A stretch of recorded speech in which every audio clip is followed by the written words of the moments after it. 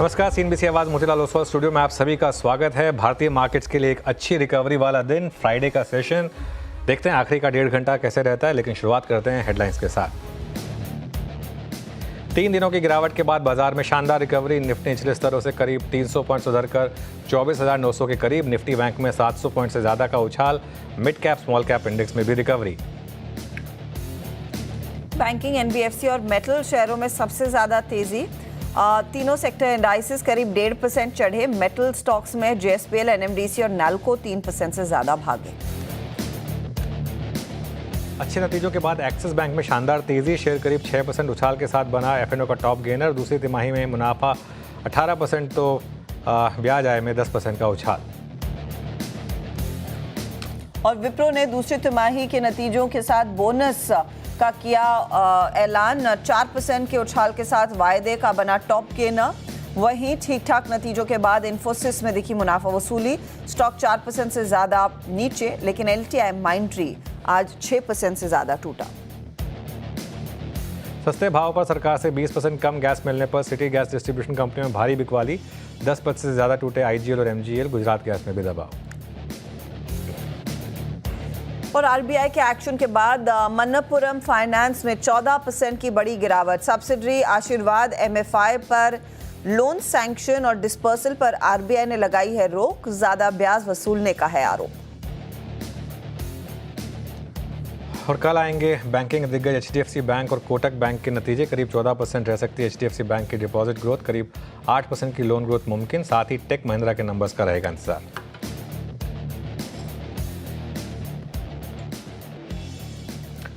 Okay, चलिए show की शुरुआत करते हैं। और आज थोड़ा सा मूड अच्छा है क्योंकि ना सिर्फ मार्केट अच्छा है बल्कि आज मार्केट ने थोड़ा सेंसिबली काम किया है। निफ्टी, बैंक निफ्टी, इन सब पर तो मैं आऊँगा। पहले मैं 2 स्टॉक्स दिखाता हूँ आपको, विप्रो और पॉलीकैब। ये इसलिए क्योंकि आज सुबह एक क्लियर कट बात हुई थी कि विप्रो हो सकता है आज आपको सरप्राइज़ करे और ग्रीन में काम करे। और पॉलीकैब पे मैंने आज सुबह हर्षदा ग्रीन लिया था और एक सुबह एक क्लियर बात बोली थी कि आज आप अगर पॉलीकैब में शॉर्ट कर रहे हैं तो आपको मार्केट की समझ नहीं है। अगर आप शॉर्ट कर रहे हैं, शॉर्ट कॉल दे रहे हैं तो आपको मार्केट की समझ नहीं है, क्योंकि एक क्लियर यहाँ पर व्यू था कि कल जिस तरीके से मार्केट ऑलरेडी गिरा था, सब कुछ डिस्काउंटेड था। लेकिन आज जिस तरीके से स्टॉक चला, मार्केट एक चीज़ करने को तैयार है, मार्केट डिफरेंशिएट करने को तैयार है कि नहीं, हर कंपनी को एक ही ब्रश से नहीं पेंट करना है। लोअर लेवल पर कुछ कंपनियां जिन्होंने अच्छी कमेंट्री दी है उसको मार्केट रिवॉर्ड करने को भी तैयार है। खैर, ये इस पर मैं अलग से बात करूंगा जब हम अर्निंग्स की बात करेंगे। लेकिन एक बार मार्केट के एक्शन पर आते हैं। और क्लियरली आज अच्छी खासी रिकवरी मार्केट में। और एक सेंस ये बन रहा है कि क्या आज डबल बॉटम बनेगा मार्केट में। जी हाँ, मैं बार बार इस टर्म को यूज़ करूंगा कि डबल बॉटम बनेगा या नहीं, क्योंकि अगर डबल बॉटम बना तो मार्केट में बड़ी रैली होगी, और अगर नहीं बना मार्केट में डबल बॉटम और अगर आज का लो टूटा तो फिर आप तैयार रहिए बड़ी करेक्शन के लिए। खैर एनीवे, निफ्टी ने अक्टूबर का लो तोड़ा, उसके बाद बाउंस बैक दिया। बैंक निफ्टी ने अक्टूबर का लो नहीं तोड़ा, उससे पहले ही बाउंस बैक दिया। तो ये एक थोड़ा सा डिफरेंशियल रहा आज के मार्केट में। मिड कैप और स्मॉल कैप यहाँ पर भी अच्छी रिकवरी हुई।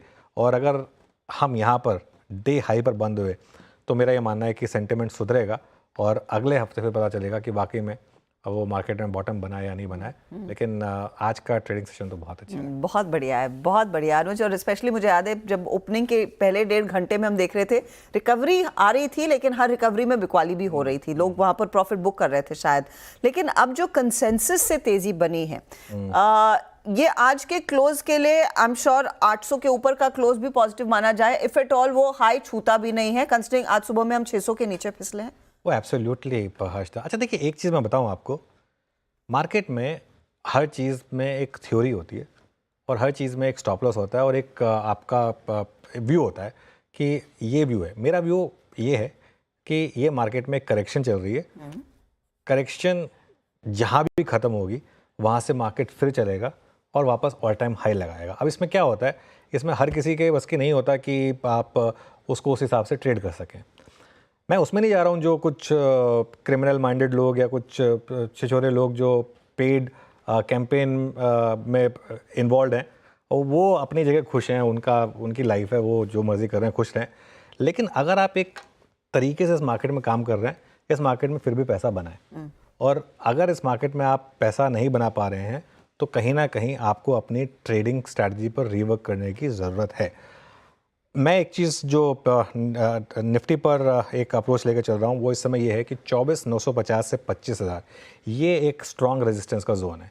अगर ये रेजिस्टेंस आपने क्रॉस किया तो मुझे लग रहा है कि फिर 25,000 की तरफ अगर आप बढ़े और 25,000 के ऊपर अगर आप टिके तभी नई तेज़ी होगी। अभी मैं इस तेज़ी को बहुत ज़्यादा कॉन्फिडेंस के साथ नहीं देख रहा हूँ।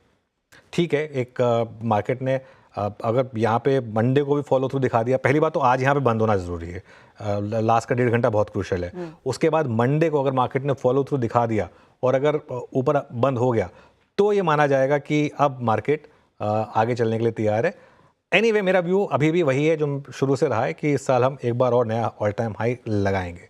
बैंक निफ्टी की जहाँ तक बात है, बैंक निफ्टी में आज एक्सिस बैंक ने मैजिक पिल का काम किया। जी हाँ। आई थिंक मार्केट को कुछ ट्रिगर चाहिए था, वो एक्सिस बैंक ने प्रोवाइड कर दिया। अब दुनिया शॉर्ट थी एक्सिस बैंक में, एक्सिस के नंबर्स कोई इतने अच्छे नहीं थे, लेकिन सिर्फ पोजीशनिंग उसकी ऐसी हो गई थी कि बस हल्का सा सहारा चाहिए था, वो नंबर्स ने भरा और बैंक निफ्टी ने हायर बॉटम बनाया। बैंक निफ्टी ने अक्टूबर का लो भी नहीं तोड़ा आज, और इस तेज़ी में हम एक बार के लिए हो सकता है 53,000 तक भी चले जाएं।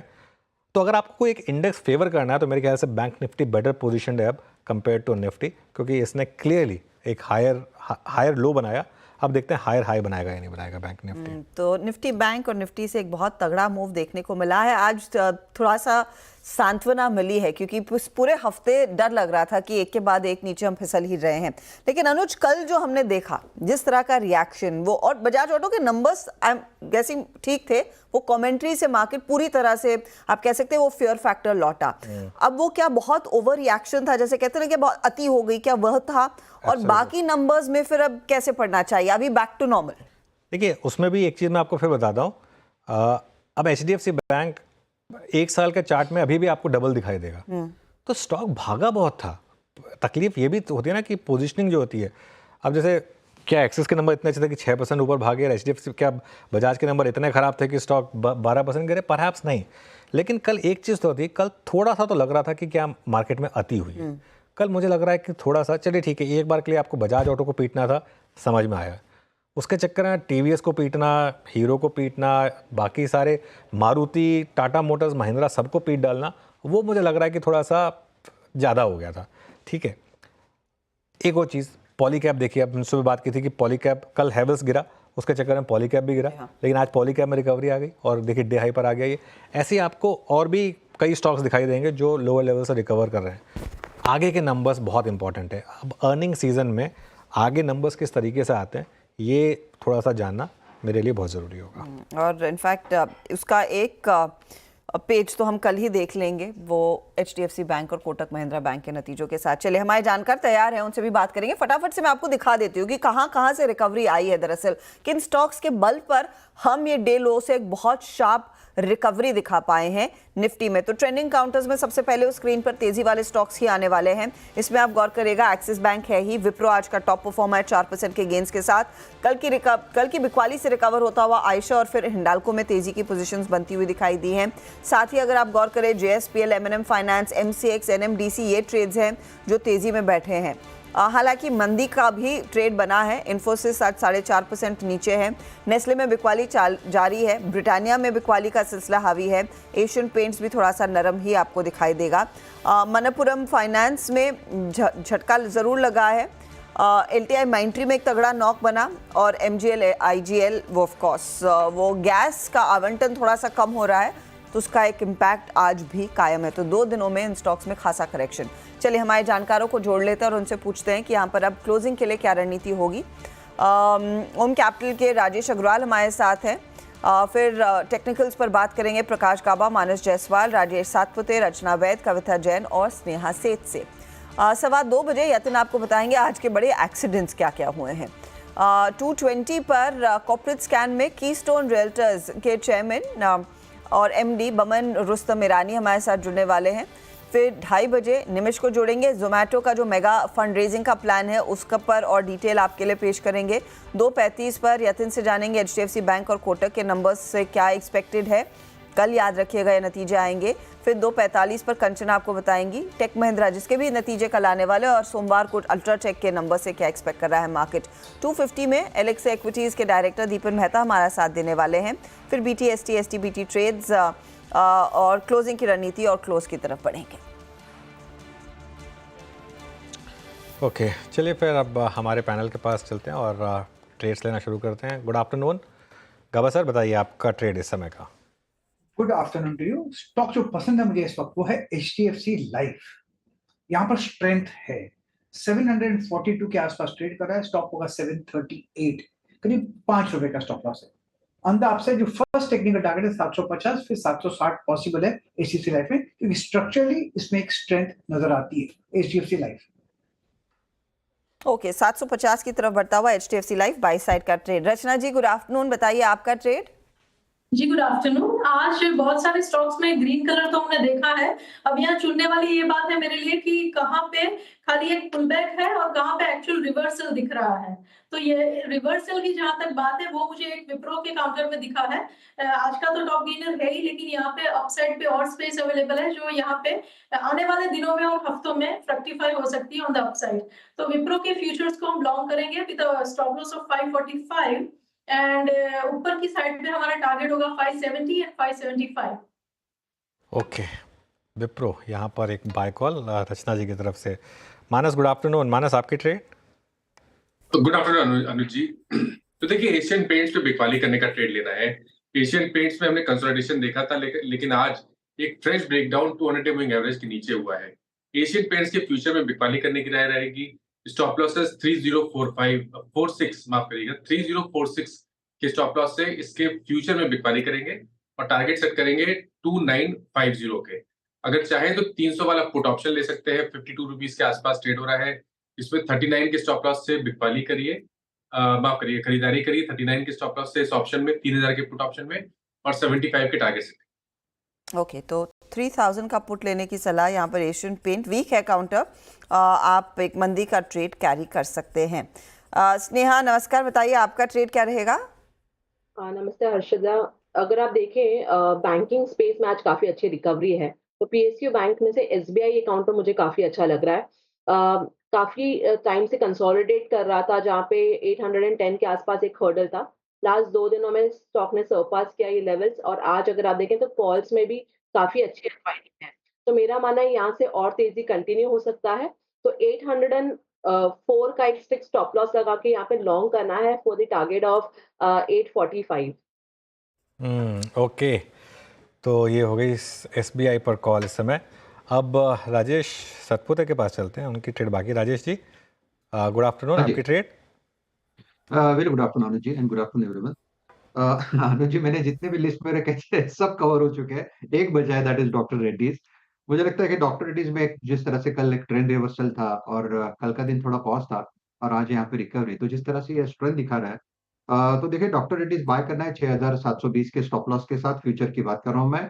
मेरे हिसाब से इस पे जो इमीडिएट टारगेट होगा वो करीबन 6800 का आता होता, जो सुबह में मैंने एक बार दिया था, तो ऑलमोस्ट वो हिट हुआ है। लेकिन जो नेक्स्ट टारगेट है मुझे लगता है 6900 6950 का टारगेट लेके डॉक्टर रेड्डीज आई थिंक इस लेवल पे भी बाय बनता है, तो it's a buy please. Okay, buy side का ट्रेड डॉक्टर रेड्डीज इस समय आपके लिए उभर कर आ रहा है। राजेश अग्रवाल को जोड़ लेते हैं। राजेश जी नमस्कार, बताइए क्या ट्रेड लेंगे। नमस्कार हर्षदा जी, अनुज जी, बाकी भी जो पैनल में मित्रगण हैं सबको नमस्कार।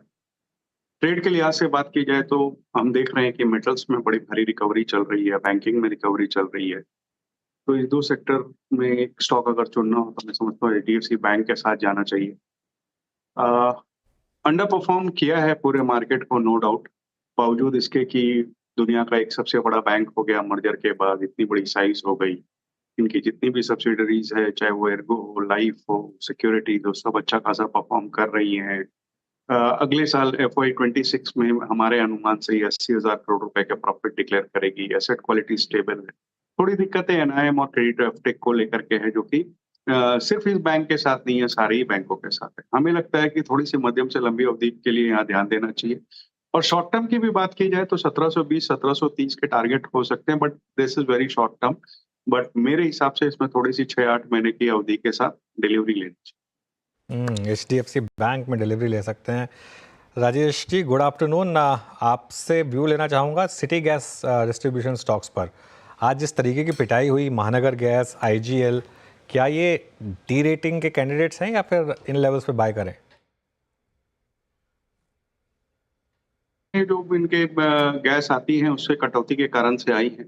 पहले 84% के बाद था, फिर बाद में 72 हुआ और ज़्यादा कटौती हो गई। ज़ाहिर-सी बात है कि इनके अर्निंग्स पे प्रभाव पड़ेगा।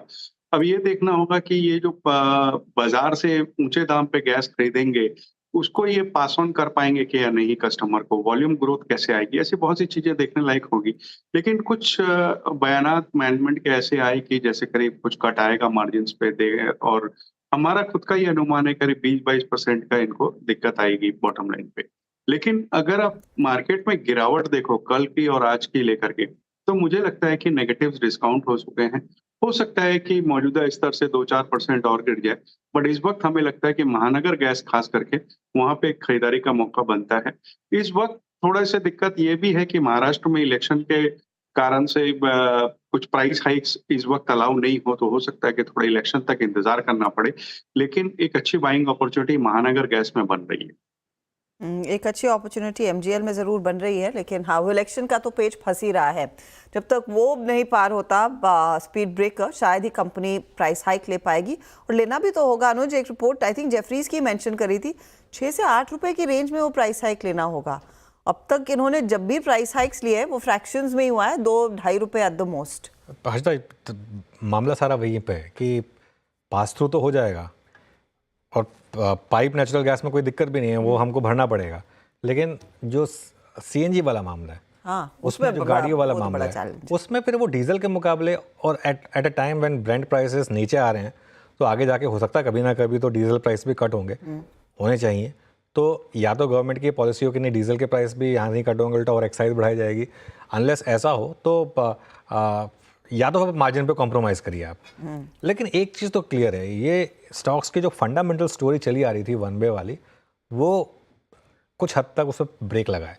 और इशू क्या है ना कि जब आप मोनोपोली बिजनेस में होते हैं, जैसे ये सारी की सारी कंपनियां मोनोपोली बिजनेस में हैं। महानगर गैस मुंबई में मोनोपोली है, आईजीएल की दिल्ली में मोनोपोली है, गुजरात गैस की अपने गुजरात में मोनोपोली। तो ऐसे जब आप मोनोपोली बिजनेस में कोई जगह नहीं होती आपके पास इस तरीके की, अगर कोई भी रेगुलेटरी स्टेप आ जाए तो। लेकिन मेरा मानना ये है कि इवेंचुअली तो आपको खाना पकाना तो गैस तो लगानी है आपको, और सीएनजी भी इवेंचुअली जिसको यूज़ करनी है उसको करनी ही है। एट लोअर लेवल बाइंग आएगी। अब वो हो सकता है 400 पर आए आईजीएल में, हो सकता है 420 पर आए, 430 पर आए, पिन पॉइंट करना टफ होगा। लेकिन लोअर लेवल पे मुझे लग रहा है थोड़ी बाइंग आएगी। महानगर गैस में तो मुझे लग रहा है कि वैल्यूएशन काफ़ी कंफर्टेबल हो गए हैं। अब आई थिंक 1400-1500 के लेवल के आसपास मुझे लग रहा है महानगर गैस में भी इससे ज़्यादा का नीचे का मुझे मंदी नहीं दिखाई देती वैसे फ्रैंकली। तो परहैप्स बर्स्ट इज ओवर की तस्वीर आगे जल्द ही बनती हुई दिखाई देगी। देखते हैं यहाँ पर कैसा आता है, और जब कंपनी अपनी अर्निंग्स के लिए रूबरू होगी तब तो और खुलासा होता हुआ दिखाई देगा। चलिए अब बात करते हैं कुछ और काउंटर्स की, जहां पर थोड़ा सा इंटरेस्ट इस घंटे दरअसल बनता दिखाई दिया है। आज सुबह से श्रीराम फाइनेंस में देखिए रिवर्सल आया, 1536 का लो था और उसके बाद रिकवरी देखने को मिली। आई रिमेंबर मानस आपने इस पर दिया था वैसे शॉर्ट कॉल। ये बताइए, अब तो यहाँ पर एक और डेवलपमेंट आ रहा है कि शेयर विभाजन पर भी कंपनी जोर देना चाहेगी। उस डेवलपमेंट के बाद स्टॉक में और तेजी आ गई। इस पूरी रिकवरी में क्या अब वो ट्रेड भी उल्टा कर लेना चाहिए ना? मैं अज्यूमिंग कुछ लोगों ने इनफैक्ट रिवर्स कर लिया होगी वो शॉर्ट की पोजीशन। देखिए, जो शॉर्ट की पोजीशन थी उसका जो टारगेट था वो 3160 का था फ्यूचर में, वो ऑलरेडी अचीव हो चुका था। उसके बाद वहां पर फिर बाइंग इंटरेस्ट देखने को मिला है। बट एक लॉन्ग ट्रेड करने के लिए थोड़ा वेट करना पड़ेगा श्रीराम फाइनेंस में, क्योंकि 3400 पे एक रेजिस्टेंस है जहां पर 20 डे मूविंग एवरेज आता है स्टॉक का। तो एक बार 3400 के ऊपर सस्टेन हो जाने दे, तभी यहाँ पर फ्रेश खरीदारी करनी चाहिए। ओके, तो ये फिलहाल आपके लिए श्रीराम फाइनेंस। थोड़ा टाइम दे, 3400 के ऊपर लॉन्ग साइड का ट्रेड लेंगे, इस समय नहीं, यानी कि आपको एट द मोस्ट 30 रुपए रुकना पड़ेगा। चलिए कुछ स्टॉक्स है जिनमें आज सबसे ज्यादा गिरावट देखने को मिली है, तो आपके लिए लेकर आ रहे हैं। इनफैक्ट ये कल जो बजाज ऑटो का हाल हुआ था उसी से इंस्पायर्ड है आज का एक्सीडेंट। यतिन हमारे साथ है बताने के लिए।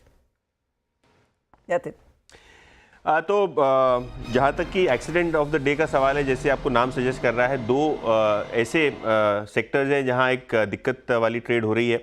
सबसे पहले गैस स्टॉक्स, और अगर हम एमजीएल, आईजीएल या गुजरात गैस की बात करें, औसतन 10-12% की गिरावट यहाँ देखने को मिल रही है। और कल्प्रिट है एपीएम गैस, जो प्राइसिंग मैकेनिज्म के तहत सस्ती गैस उपलब्ध होती है इन सिटी गैस डिस्ट्रीब्यूशन कंपनीज को, वहाँ आपको एक 20% का एलोकेशन कट दिखाया भारत सरकार की तरफ से, जिसके कारण जो गैस की कॉस्ट है, जो गैस की लागत है, ये बढ़ती हुई नज़र पड़ेगी आईजीएल और एमजीएल जैसी कंपनीज़ के लिए। इसका मुख्य कारण ये है कि ओएनजीसी के ओपल प्लांट में गैस की रिक्वायरमेंट ज़्यादा है, सिटी गैस डिस्ट्रीब्यूशन और घरेलू गैस के लिए बहुत सारा ज़्यादा डिमांड है, जिसके कारण गैस वहाँ डाइवर्ट करना पड़ रहा है। तो बहुत मल्टीपल रीजंस है जिसके कारण ये एपीएम की जो गैस सप्लाई है सीडीजी कंपनीज़ को कट करने में जो है सरकार ने एक फैसला लिया है। ब्रोकरेजेस का मानना ये है कि अगर कंपनीज़ ने 4.5 से 6.5 रुपये प्रति किलो अगर गैस के दाम नहीं बढ़ाए तो इसका एक बड़ा ईपीएस इम्पैक्ट हो सकता है। इमीडिएट ईपीएस इम्पैक्ट 20% से ज़्यादा है, लेकिन कितना कंपनीज पास ऑन करेंगी इस पे भी निर्भर रहेगा, कितना earnings impact short to medium term में आएगा। लेकिन हाँ, जिस हिसाब से गैस का आवंटन कट हुआ है, शायद शॉर्ट टर्म में एक बड़ा अर्निंग्स इम्पैक्ट इन सारी गैस कंपनियों को आता हुआ दिखाई दे रहा है। इसके कारण सारे के सारे शेयर्स में 10 से 12%, 15% तक की गिरावट आप देख रहे हैं। तो यहाँ पर एक बड़ा झटका ज़रूर लगा है सिटी गैस डिस्ट्रीब्यूशन कंपनियों में, जहाँ पर एक तगड़ा नॉक आता हुआ दिखाई दिया है। इस पर हम चर्चा कर रहे थे। चार्ट्स पर रचना जी बताइए, MGL IGL, in fact MGL IGL की खूब चर्चा हुई है, एक बार गुजरात गैस भी देख लीजिए और बताइए वहाँ पर क्या स्थिति दिख रही है। क्या यहाँ पर आपको लग रहा है कि ये जो पहले करेक्शन हुआ था उन लेवल्स के करीब आ रहे हैं स्टॉक्स? जहाँ तक गुजरात गैस की बात है, इनफैक्ट इवन एमजीएल आईजीएल में भी, और यहाँ पे गुजरात गैस में आज का जो प्राइस एक्शन है वो तो ये दिखा रहा है कि चाहे कितना भी वो गिरा हो, चाहे ड्रिवन बाय न्यूज हो, लेकिन कहीं ना कहीं लोअर लेवल से कोई तो बाइंग इंटरेस्ट दिखा भी है। तो आज के लो को एक सेक्टर सिंह सपोर्ट की तरह लेना चाहिए। और मेरे हिसाब से अगर ये आज का जो मॉर्निंग का लो है करीब करीब 545 के आसपास, वो अगर होल्ड कर जाएगा तो धीरे धीरे ही सही, लेकिन यहाँ पे थोड़ा कंसोलिडेशन दिखेगा, जिसके बाद एक बाइंग इमर्ज होनी चाहिए, इवन फॉर अ रीजन कि वो एक्सट्रीम ओवरस्ट्रेच्ड है even on a daily chart. तो उस हिसाब से भी बाइंग इमर्ज होनी चाहिए। इमीडिएटली वी शेप रिकवरी नहीं आएगी क्योंकि यहाँ पे बैड न्यूज है, लेकिन कंसोलिडेशन जरूर हो सकता है। जब तक 545 होल्ड करेगा तब तक धीरे धीरे ये कंसोलिडेशन अपसाइड में डिसॉल्व होना चाहिए। 5 इंपॉर्टेंट लेवल रहेगा गुजरात गैस के लिए, आज तो 558 के आसपास है। ये एक पॉकेट हुआ। दूसरा जो पॉकेट है जहां पर बड़ा एक्सीडेंट हुआ है वो है मनप्पुरम फाइनेंस, लेकिन ये इसकी सब्सिडरी के कारण हुआ है। बताइए यतिन, क्या डिटेल्स हैं? देखिए, जो दूसरा एक्सीडेंट ऑफ द डे है वो है पूरा का पूरा एनबीएफसी स्पेस, जहां मनप्पुरम फाइनेंस पर्टिकुलरली फोकस में है। आरबीआई गोल्ड लोन कंपनीज के बाद अब एनबीएफसीज और जो माइक्रो फाइनेंस कंपनीज हैं इन पे नॉन कंप्लायंस के लिए एक्शन लेती हुई दिखाई पड़ी है। 4 एनबीएफसीज और 1 एमएफआई कंपनी पे एक्शन लिया गया है, जहां आशीर्वाद फाइनेंस जो मनप्पुरम फाइनेंस की माइक्रो फाइनेंस सब्सिडरी है, इसको लेके एक इम्पैक्ट आता हुआ नजर पड़ रहा है। आरबीआई ने तुरंत एक एम्बार्गो लगा दिया है, कोई भी प्रकार की डिसबर्समेंट्स और जो भी लोन पास करने की प्रक्रिया है आशीर्वाद के लिए इमीडिएट इफेक्ट के साथ। ऑब्वियसली ये इसके लिए किया जा रहा है क्योंकि बहुत सारे केवाईसी नियमों का उल्लंघन पाया गया है, बहुत सारे नॉन कंप्लायंसेस आरबीआई ने पाए हैं, जिसके कारण ही इम्पैक्ट आता हुआ दिखाई दे रहा है। जहाँ तक कि मनप्पुरम फाइनेंस का सवाल है, एक मटेरियल सब्सिडरी है कंपनी की, और मॉर्गन स्टैनली ने इसी वजह से आज स्टॉक को डाउनग्रेड किया है, डाउनग्रेड करके सेल किया है। टारगेट भी 160-170 रुपये के आसपास किया है।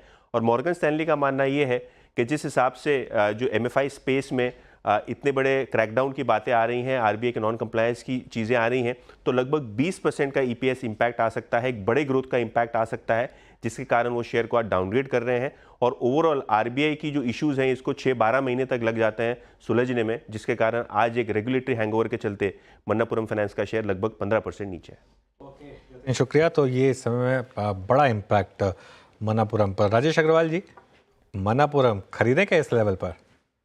जी नहीं, मैंने पहले भी कई बार चैनल पे आपके साथ डिस्कस किया है कि मुझे गोल्ड फाइनेंस कंपनियों में कोई खास पॉजिटिव रुझान नजर नहीं आता, कई तरह की दिक्कत है, और अभी एक केवाईसी का नया एक दिक्कत चालू हो गई है। इससे बेहतर कई एनबीएफसीज हैं जो अच्छे वैल्यूएशन पर ट्रेड कर रही हैं और जिसके लॉन्ग टर्म प्रोस्पेक्ट्स बहुत अच्छे हैं। फॉर एग्जांपल अगर कहा जाए तो बजाज फिनसर्व अपने आप में एक बहुत शानदार कंपनी है, या जियो फाइनेंशियल देख लीजिए, या पूना वाला देख लीजिए। ऐसे 3-4 कंपनियां हैं जो हमें लगता है कि हमारी रेडार पे और हमने हमारे क्लाइंटों को रिकमेंड कर रखा है मध्यम से लंबी अवधि के लिए। तो मुझे लगता है कि एनबीएफसी स्पेस में यहाँ पे ज्यादा बेहतर प्रोस्पेक्ट्स हैं और रिस्क भी थोड़ा सा मनप्पुरम वगैरह के वनिस्पत थोड़ा कम है। तो यहाँ पे हमारी खरीदारी की राय खरीदारी की राय यहाँ पर रहेगी। अब एक काम करते हैं, कुछ नंबर्स की बात करते हैं। कीस्टोन रियल्टर्स यानी रुस्तम जी के नाम से जो कंपनी जानी जाती है, उसने मजबूत अपडेट्स दिए हैं। कंपनी के प्री सेल्स में 129% का उछाल आया है। तिमाही आधार पर कलेक्शन में भी ग्रोथ दर्ज की है कंपनी ने। इस पर बातचीत करने के लिए हमारे साथ कीस्टोन रियल्टर्स के चेयरमैन और मैनेजिंग डायरेक्टर भवन रुस्तम ईरानी जुड़े हैं। भवन जी, गुड आफ्टरनून। तो थोड़ा सा हमें एक्सप्लेन करिए इसको, क्योंकि एक तो real estate company plus Mumbai based real estate company, तो इसमें कुछ लंपीनेस के भी फैक्टर्स होते हैं, या फिर ये नंबर्स जो आपने रिकॉर्ड करें ये कंसिस्टेंटली इस तरीके से आते रहेंगे? अनुज जी, पहले तो मैं ये कहना चाहता हूँ कि इस क्वार्टर का आप रिजल्ट देखें तो 700 करोड़ की हमने प्री सेल्स की है, और लास्ट क्वार्टर में यही प्री सेल्स जो करीबन 611 करोड़ की थी। हमारी क्वार्टर ऑन ईयर जो ग्रोथ हुई है वो डबल हो गई, मोर देन डबल मैं कहना चाहूंगा ऑफ दिस क्वार्टर। रही बात हमारे लॉन्चेस की, हमने 3 नए लॉन्चेस किए ये क्वार्टर में, और सबसे ज्यादा बड़ी बात ये है कि नाउ हम प्लॉटेड डेवलपमेंट्स में भी आ गए हैं। As Rustam ji, we are doing plotted development, जो कसारा में हमने लॉन्च किया है। और प्लॉटेड डेवलपमेंट्स में आरओई जो होती है वो काफी हाई होती है, और हमने ये भी देखा है, हमारी रिसर्च ये कहती है कि मुंबई के जितने लोग खरीदार हैं उनको लैंड की अपॉर्चुनिटी आज तक बराबर से मिल नहीं रही थी, और हमारी एंट्री से उनको ये अपॉर्चुनिटी मिलना शुरू हो गई है। मेरा ये मानना है कि ये साल का हमारा जो गाइडेंस था 3000 करोड़ का, वो हम काफी अच्छी तरह से क्रॉस कर पाएंगे, क्योंकि द बेस्ट क्वार्टर्स, ये क्वार्टर जिसमें अभी दिवाली आएगी, और अगला quarter which is the last quarter of the year जहां पे सबसे ज्यादा हाई सेल्स होते हैं, ये दोनों आना बाकी है, और इन दोनों में हम एक अच्छा प्रदर्शन कर पाएंगे। हमने 5 नए प्रोजेक्ट्स लॉन्च किए हैं। हमारी गाइडेंस थी 2 प्रोजेक्ट्स पर क्वार्टर, ऑलरेडी वी हैव वो टारगेट क्रॉस कर चुके हैं। तो ओवरऑल एक तरह से अगर मैं आपको बताना चाहूं तो रॉकेट एक बार स्पेस में लॉन्च हो जाता है तो एक सक्सेस की जो ट्रेजेक्ट्री है, क्योंकि हमारे ब्रांड से सेल्स काफी अच्छे होते हैं, तो इसकी जो ट्रेजेक्ट्री है वो ऑलरेडी आ चुकी है और सक्सेसफुल ट्रेजेक्ट्री हो चुकी है। ओके, बिल्कुल। आप लगता है एलॉन मस्क को काफ़ी फॉलो करते हैं ट्विटर पे, रॉकेट टर्म का आपने यूज़ किया। अच्छा, एक चीज़ मुझे बताइए कि ये जो कोस्टल रोड बनी उसने काफ़ी कुछ चेंज करा है। मैं 2 दिन पहले नरीमन पॉइंट गया था। नरीमन पॉइंट से बांद्रा में 12-13 मिनट में पहुंच गया, तो मुझे यकीन नहीं हो रहा था। प्लस मेट्रो भी आई है, बेटर लेट देन नेवर। क्या ये जो इंफ्रास्ट्रक्चर पर फाइनली मुंबई को जो उसका ड्यू है वो मिलना शुरू हुआ है, उसका कुछ इम्पैक्ट रियल एस्टेट पर दिख रहा है? मैं ऑलवेज कहते आया हूं कि रियल एस्टेट का सबसे ज्यादा इम्पैक्ट होता है इंफ्रास्ट्रक्चर। आज की तारीख में आप देख रहे थे तो बहुत सालों से साउथ मुंबई को एक तरह से इग्नोर किया जा रहा था, लार्ज डेवलपमेंट्स वहां पे हो नहीं रहे थे। अब ये मेट्रो के आने से पहले आपका ईस्टर्न एक्सप्रेस फ्रीवे जो आया था, उसके बाद अभी ये जो हमारी कोस्टल रोड आई है, और आपने जैसे बताया मेट्रो भी एक तरह की रियलिटी हो रही है। तो ये सारी चीजों से साउथ मुंबई का भी रीडेवलपमेंट बहुत जोरों से होगा, और रीडेवलपमेंट की जब भी बात आती है तो रुस्तम जी का नाम लिया ही जाता है, और हम इसमें काफी प्रयास करेंगे उस एरिया में भी अच्छी इमारतें बनाकर उस एरिया के कस्टमर्स को सर्व करने की। और मेरा ये मानना है कि विद इंफ्रास्ट्रक्चर मुंबई की जो ट्रू पहचान है या ट्रू वैल्यू है उसकी रियलाइजेशन हो रही है। तो इसके लिए मैं बार बार गवर्नमेंट को थैंक यू कहता हूं कि आपने इतना सारा इंफ्रास्ट्रक्चर किया है, और आगे चल के भी इसी गति से आप इंफ्रास्ट्रक्चर का डेवलपमेंट करते रहें। हाँ, तो क्या थोड़ी हिम्मत करके सबब्स का अपना घर बेचकर नरीमन पॉइंट में एक पार्किंग लेने की कोशिश करूं? मतलब जोक्स असाइड, बट क्या नरीमन पॉइंट की भी रीडेवलपमेंट होगी? नरीमन पॉइंट जो है बहुत समय से ऐसा सोचा जा रहा था कि it will become a residential area, commercial की वहां पे कोई रिक्वायरमेंट रहती नहीं। अब ये इंफ्रास्ट्रक्चर के आने से देखते हैं। वैसे मुंबई में काफी नए इंफ्रास्ट्रक्चर प्रोजेक्ट से मैं मानता हूं मुंबई एक तरह से फैल जाएगा। नए एयरपोर्ट के आने से करीबन 50,000 जॉब्स मिनिमम वहां पे होंगे, and I am talking 50,000 well paying jobs. और उससे अटल सेतु का एडवांटेज लेते हुए लोग सिवरी साइड में शायद जोरों से घर खरीदना शुरू करें। मैं नहीं मानता कोई भी वेस्टर्न सबब्स को छोड़ के या जहां पे रह रहे हैं, even if they are staying in Thane, उसको छोड़ के सीधा साउथ मुंबई इसलिए जाएंगे कि इंफ्रास्ट्रक्चर अच्छा है। हाँ, ये बात और है कि साउथ मुंबई की इंफ्रास्ट्रक्चर में के ग्रोथ से साउथ मुंबई में आप अच्छे एंटरटेनमेंट एरियाज, नए मॉल्स, शायद एक तरह के जो कम्युनिटीज डेवलपमेंट के लिए जो सब एरियाज होते हैं वो देखेंगे। इनफैक्ट नारमन पॉइंट में आई थिंक नाइट फ्रैंक की रिपोर्ट आई थी कुछ दिन पहले, जो कह रही थी कि रेंटल्स में पिकअप जरूर देखने को मिला है, तो वहां पर डिमांड लौटती हुई दिखाई दे रही है। लेकिन जिन की प्रोजेक्ट्स से आप जुड़े हुए हैं, एक तो मैं आपके बांद्रा प्रोजेक्ट पर एक अपडेट लेना चाहूंगी, जो अजमेरा के साथ आप वो प्रोजेक्ट पर काम कर रहे हैं, कब तक वो लॉन्च होता हुआ दिखाई देगा, कहाँ पहुंचा है वो पूरा डेवलपमेंट का मामला, अगर एक उसका अंदाजा दे सके।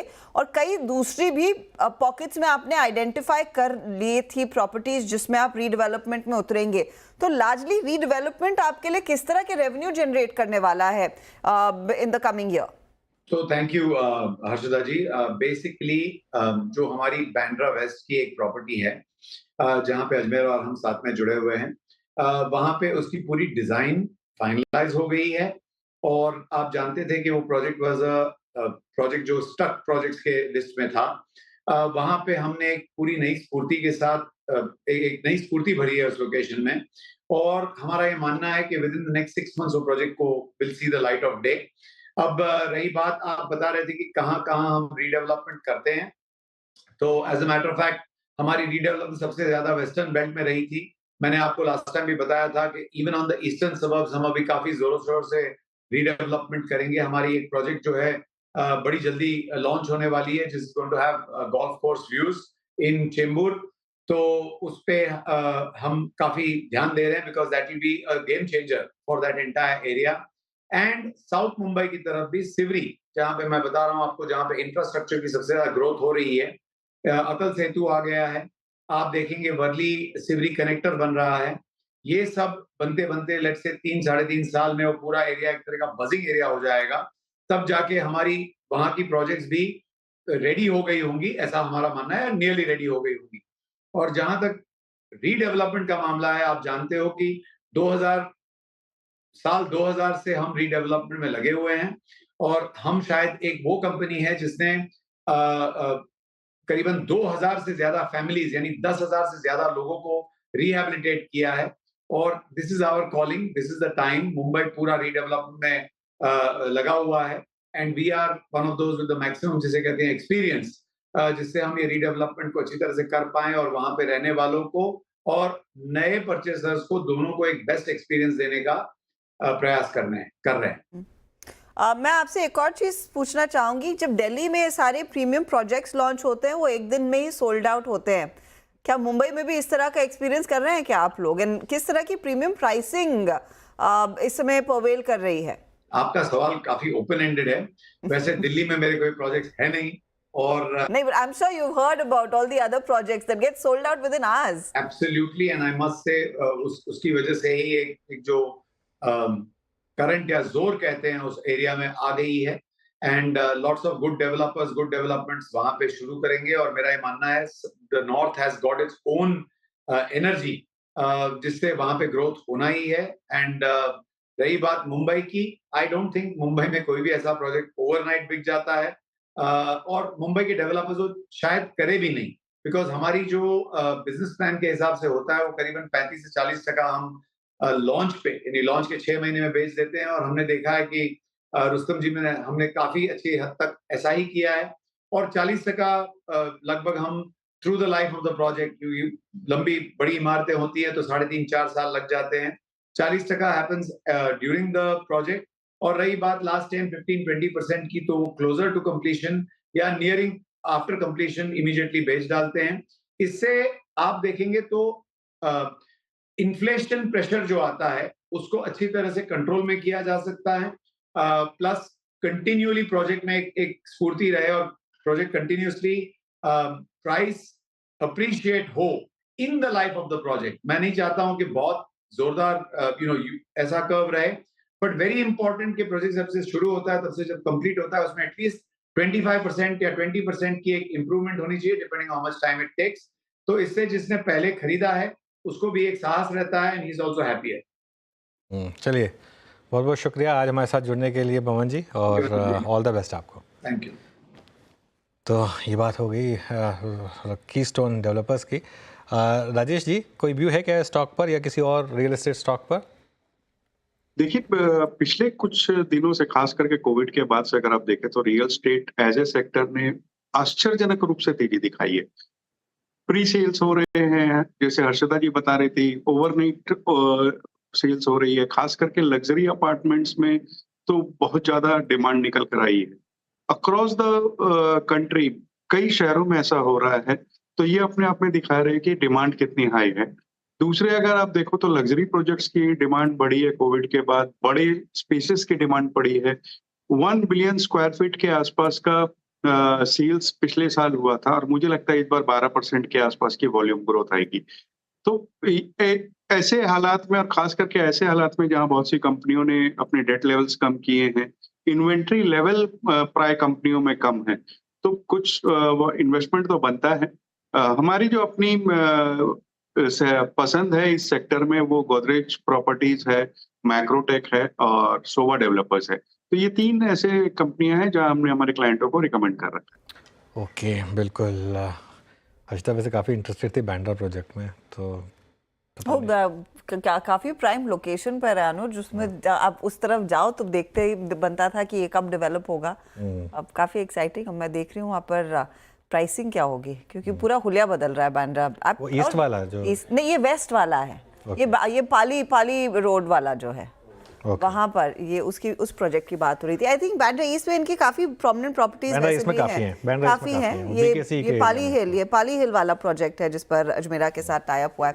लेकिन स्टॉक देखिए, बात करते करीब 2-2.5% ऊपर इस समय ट्रेड दिखा रहा है। अच्छा, इस बीच हिंदुस्तान जिंक के नंबर्स है, एक बार नंबर्स आपकी स्क्रीन पर रख देते हैं क्योंकि स्टॉक में भी मूव आ रहा था, तो इस पर हो सके तो रचना जी एक बार नजर डालिएगा। हिंदुस्तान जिंक कंपनी का मुनाफा 2327 करोड़ पर आया है, 1729 करोड़ से बढ़कर। रेवेन्यू भी 8252 करोड़ पर आता हुआ यहाँ पर भी इजाफा देखने को मिला।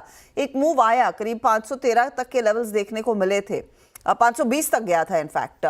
क्या लग रहा है जी? ये स्पाइक जो है वो रिजल्ट ड्रिवन ज्यादा लग रहा है रादर देन ऐसी कोई चीज जिसको आगे जाके हम सस्टेन होते हुए देखें, क्योंकि स्टॉक भी जो है वो साइडवेज में है और इसमें से ट्रेंडिंग बने ऐसा चांस अभी कम लग रहा है। डिप्स पे फिर भी बाइंग कर सकते हैं, लेकिन otherwise there is nothing much to read into this. चलिए अब एक काम करते हैं, तो एक बात करते हैं जोमेटो की। 22 अक्टूबर को फंड को लेकर जोमेटो की बोर्ड मीटिंग है। CNBC TV 18 की एक्सक्लूसिव इन्फॉर्मेशन के हिसाब से 8500 करोड़ रुपए जुटाने की योजना है। निमेश के पास चलते हैं सारी डिटेल्स के लिए। निमेश, जोमेटो फंड रेजिंग करने वाला वाई QIP, जो मुझे समझ में आया फ्रॉम मेरे सोर्सेज से कि ऑलमोस्ट $1 बिलियन जोमेटो रेस करेगा। बोर्ड भी अप्रूव देंगे जोमेटो को रेस करने का almost $1 billion, which is 8500 crore of money via QIP। So that's जो ये जो इन्फॉर्मेशन है वो मेरे को सोर्सेज से मिला है कि ये लोग कुछ 8-8.5 करोड़ के आसपास का फंड रेजिंग करेंगे। अब क्यों करेंगे वो बहुत इंपॉर्टेंट है, बिकॉज ऑलरेडी उनके पास कैश पड़ा है, तो कहीं कैश का तो ज़रूरत नहीं पड़ना उनको। इसमें एक बहुत बड़ा टेक्निकल रीज़न है जिसके लिए वो लोग ये शायद फंड रेजिंग कर रहे हैं, और वो टेक्निकल रीज़न ये है कि अगर आप अभी शेयर होल्डिंग पैटर्न देखोगे तो जोमेटो में FDI प्लस FI जो फॉरेन होल्डिंग है वो 50% से ज़्यादा है और डोमेस्टिक का होल्डिंग 50% से नीचे है। इसमें कोई प्रमोटर तो है नहीं, बिकॉज एंटायर होल्डिंग इंस्टीट्यूशन का क्लासिफिकेशन होता है। 50% से ज़्यादा FDI का है और 50% से ज़्यादा डोमेस्टिक का है। अब ये जो फंड रेजिंग होगा, मेरे अंडरस्टैंडिंग के हिसाब से ये पूरा फंड रेजिंग डोमेस्टिक को दिया जाएगा। उसके चलते जो टोटल होल्डिंग है FDI का और FI का वो 50% से नीचे हो जाएगा। एक बार जब वो 50% से नीचे हो जाएगा, मेरी जो अंडरस्टैंडिंग है, कंपनी RBI को लिखेगी कि हमारी कंपनी में आप FDI को कैप कर दो 49% पे। इसका सबसे बड़ा इंपॉर्टेंट रीज़न ये है कि आज के तारीख में ई-कॉम बिजनेस जो है, इंडिया में अगर किसी को भी ई-कॉम करना होता है, ई-कॉमर्स करना होता है, तो उनके लिए बहुत रिस्ट्रिक्शंस होता है अगर FDI का होल्डिंग 50% से ज़्यादा हो तो ब्लिंकिट जो उनका कोर बिजनेस है, जिसको लेकर ज़्यादा वैल्यू इमर्ज हुआ है लास्ट 1 साल में जोमेटो में, अगर उसमें रिस्ट्रिक्शंस नहीं चाहिए जोमेटो को, तो ये मूव करना बहुत ज़रूरी है कि होल्डिंग कंपनी पे विच इज़ जोमेटो, उस पर FDI का होल्डिंग 50% से नीचे हो जाए। तो एज अ साइड 8500 करोड़ के आसपास जो लोग जो रेस करेंगे, अगर करंट मार्केट प्राइस पे भी करते हैं, 2,30,000 करोड़ का मार्केट कैप है, करंट मार्केट प्राइस पे भी अगर QIP करेंगे तो 3 से 3.5% के आसपास का डाइल्यूशन होगा।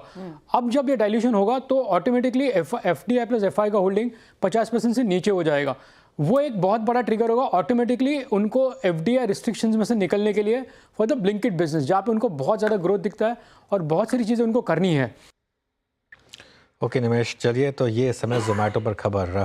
अब बात करते हैं कुछ नंबर्स की। वीकेंड पर बहुत बड़े नंबर्स आने वाले हैं। HDFC बैंक और कोटक, और इसी दिन टेक महिंद्रा के नंबर्स भी आएंगे और सोमवार को अल्ट्राटेक के नंबर्स का इंतज़ार रहेगा। HDFC बैंक और कोटक का एक प्रीव्यू करते हैं यतिन के साथ, और थोड़ी देर में टेक महिंद्रा और अल्ट्राटेक के नंबर्स पर कंचन से बात करेंगे। लेकिन यतिन, पहले HDFC बैंक और कोटक, ऑब्वियसली HDFC बैंक से शुरुआत करेंगे। बिल्कुल, HDFC बैंक का मोस्ट अवेटेड नंबर है ये। ऑब्वियसली क्वार्टरली अपडेट आ जाता है तो अनुमान के हिसाब से आपको वहाँ ग्रोथ आती हुई दिखाई देगी। नेट इंटरेस्ट इनकम एस्टिमेट है लगभग 30,000 करोड़ रुपए का, और यहाँ लगभग NII कंपनी की क्वार्टर बेसिस पे लगभग 10% बढ़ सकती है साल दर साल बेसिस पे। और मुनाफे की बात करें तो बिल्कुल ही फ्लैट क्वार्टर यहाँ मुमकिन है। जहाँ तक कि नेट NPS का सवाल है, ग्रॉस NPA का सवाल है, एक स्थायी एसेट क्वालिटी आपको दिखाई पड़ेगी। 0.04% पे आपको नेट NPA अनुमानित रहेगा। लगभग सिक्वेंशियल बेसिस पे वैसा ही मामला बनना चाहिए, और नेट इंटरेस्ट मार्जिन्स में एक हल्का सुधार आप आता हुआ देख सकते हैं। इसके अलावा डिपॉजिट ग्रोथ, ये नंबर्स ऑलरेडी रिपोर्टेड है। 14-15% की डिपॉजिट ग्रोथ है। लोन ग्रोथ लगभग 8% की अनुमानित है। और मार्जिन्स की बात करें तो एक पॉजिटिव बायस के साथ यहाँ कारोबार होता हुआ आपको दिखाई पड़ सकता है। नेट जो एसेट क्वालिटी है, जो CDR रेशियो है और जो स्लिपेज है, इस क्वार्टर में की मॉनिटरेबल रहेंगे। तो ये इनफैक्ट HDFC बैंक आपकी स्क्रीन पर लेकर आते हैं। पहले तो एक इस साल का चार्ट दिखाइएगा और फिर नियर टर्म का हम देखेंगे किस तरह का रिस्पांस आया। बार बार ये इनफैक्ट ये 1700 की तरफ जाता है और फिर अटकने लगता है। हाउएवर इस ईयर ब्रेक्स में इसमें परफॉर्मेंस ज़रूर देखने को मिला है। किस तरह की पोजिशनिंग आप रखना चाहेंगे नंबर से पहले, ये समझना ज़रूरी है। स्नेहा, आप अपने क्लाइंट्स को क्या सजेस्ट कर रही हैं? आप लोगों ने कैसे पोजीशन किया अपने आप को HDFC बैंक के नतीजों से ठीक पहले? कि ओवरऑल अभी के लिए काफी वॉलेटाइल रह रहा है मार्केट। तो इवेंट हिसाब के लाइक रिजल्ट के लिए स्पेसिफिकली कोई ट्रेड नहीं करवाया, बट यस कोई अगर लॉन्ग टर्म इन्वेस्टर्स है और मतलब short term medium term investors है, तो अगर उनकी लॉन्ग से आई वुड से करके कि 1620 का जब तक ये सपोर्ट ले रहा है तब तक कोई दिक्कत की बात नहीं। अगर उसके नीचे आता है तो फिर बाद में बिल्कुल भी होल्ड नहीं करना चाहिए। अपसाइड में मोमेंटम आने के लिए 1710 ये लेवल इंपॉर्टेंट है। अगर ये सरपास होता है तो पॉसिबिलिटी काफी अच्छा मोमेंटम आ जाएगा इस। ओके, चलिए, इस पर ऑलरेडी राजेश जी अपना व्यू दे चुके हैं, तो अब कोटक पर चलते हैं। कोटक का प्रीव्यू करते हैं यतिन के साथ। यतिन, कोटक से क्या एक्सपेक्ट करें? तो कोटक थोड़ा बहुत बेटर रह सकता है HDFC बैंक के मुकाबले। जहां तक कि नेट इंटरेस्ट इनकम का सवाल है, 6,944 करोड़ रुपए का अनुमान है। लगभग 10-10.5% की ग्रोथ यहां रहने वाली है। और अगर हम प्रॉफिट की बात करें तो लगभग 60% की ग्रोथ। ओवरऑल नंबर स्टेबल होने चाहिए। पैट में सिंगल डिजिट ग्रोथ और NII में और ऑपरेटिंग प्रॉफिट में डबल डिजिट ग्रोथ आप एक्सपेक्ट कर सकते हैं। एसेट क्वालिटी भी यहाँ लगभग स्थिर रहने वाली है। हालांकि जो डिपॉजिट ग्रोथ का नंबर है, लोन ग्रोथ का नंबर है, यहाँ नजर आएगी जो कि 15-16% के आसपास एक्सपेक्टेड है। और ओवरऑल सब्सिडीज का कैसा प्रदर्शन है, इंश्योरेंस का कैसा प्रदर्शन है, इस पे नजर रहेगी। और नेट इंटरेस्ट मार्जिन्स भी लगभग स्टेबल होने चाहिए कोटक महिंद्रा बैंक के सिक्वेंशियली। ओके, तो ये फिलहाल कोटक पर एक पर्सपेक्टिव। अग्रवाल साहब, कोटक कंसिडरिंग ये स्टॉक थोड़ा सा फीका रहा है रिसेंटली, बीच बीच में भागता है, ज़्यादातर समय शांत रहता है। इन नंबर्स और यहाँ से आगे के आउटलुक पर हम श्योर मार्केट की नज़रें रहेंगी, लेकिन वही दिक्कत वाली बात सबके लिए है, वो CD रेशियो कैसे कंट्रोल करती है कंपनियां, एसेट क्वालिटी को लेकर क्या है। अनसिक्योर्ड लोन्स पर एक्सिस बैंक ने थोड़ी सी चेतावनी ज़रूर दी थी। कोटक से आप क्या एक्सपेक्ट कर रहे हैं?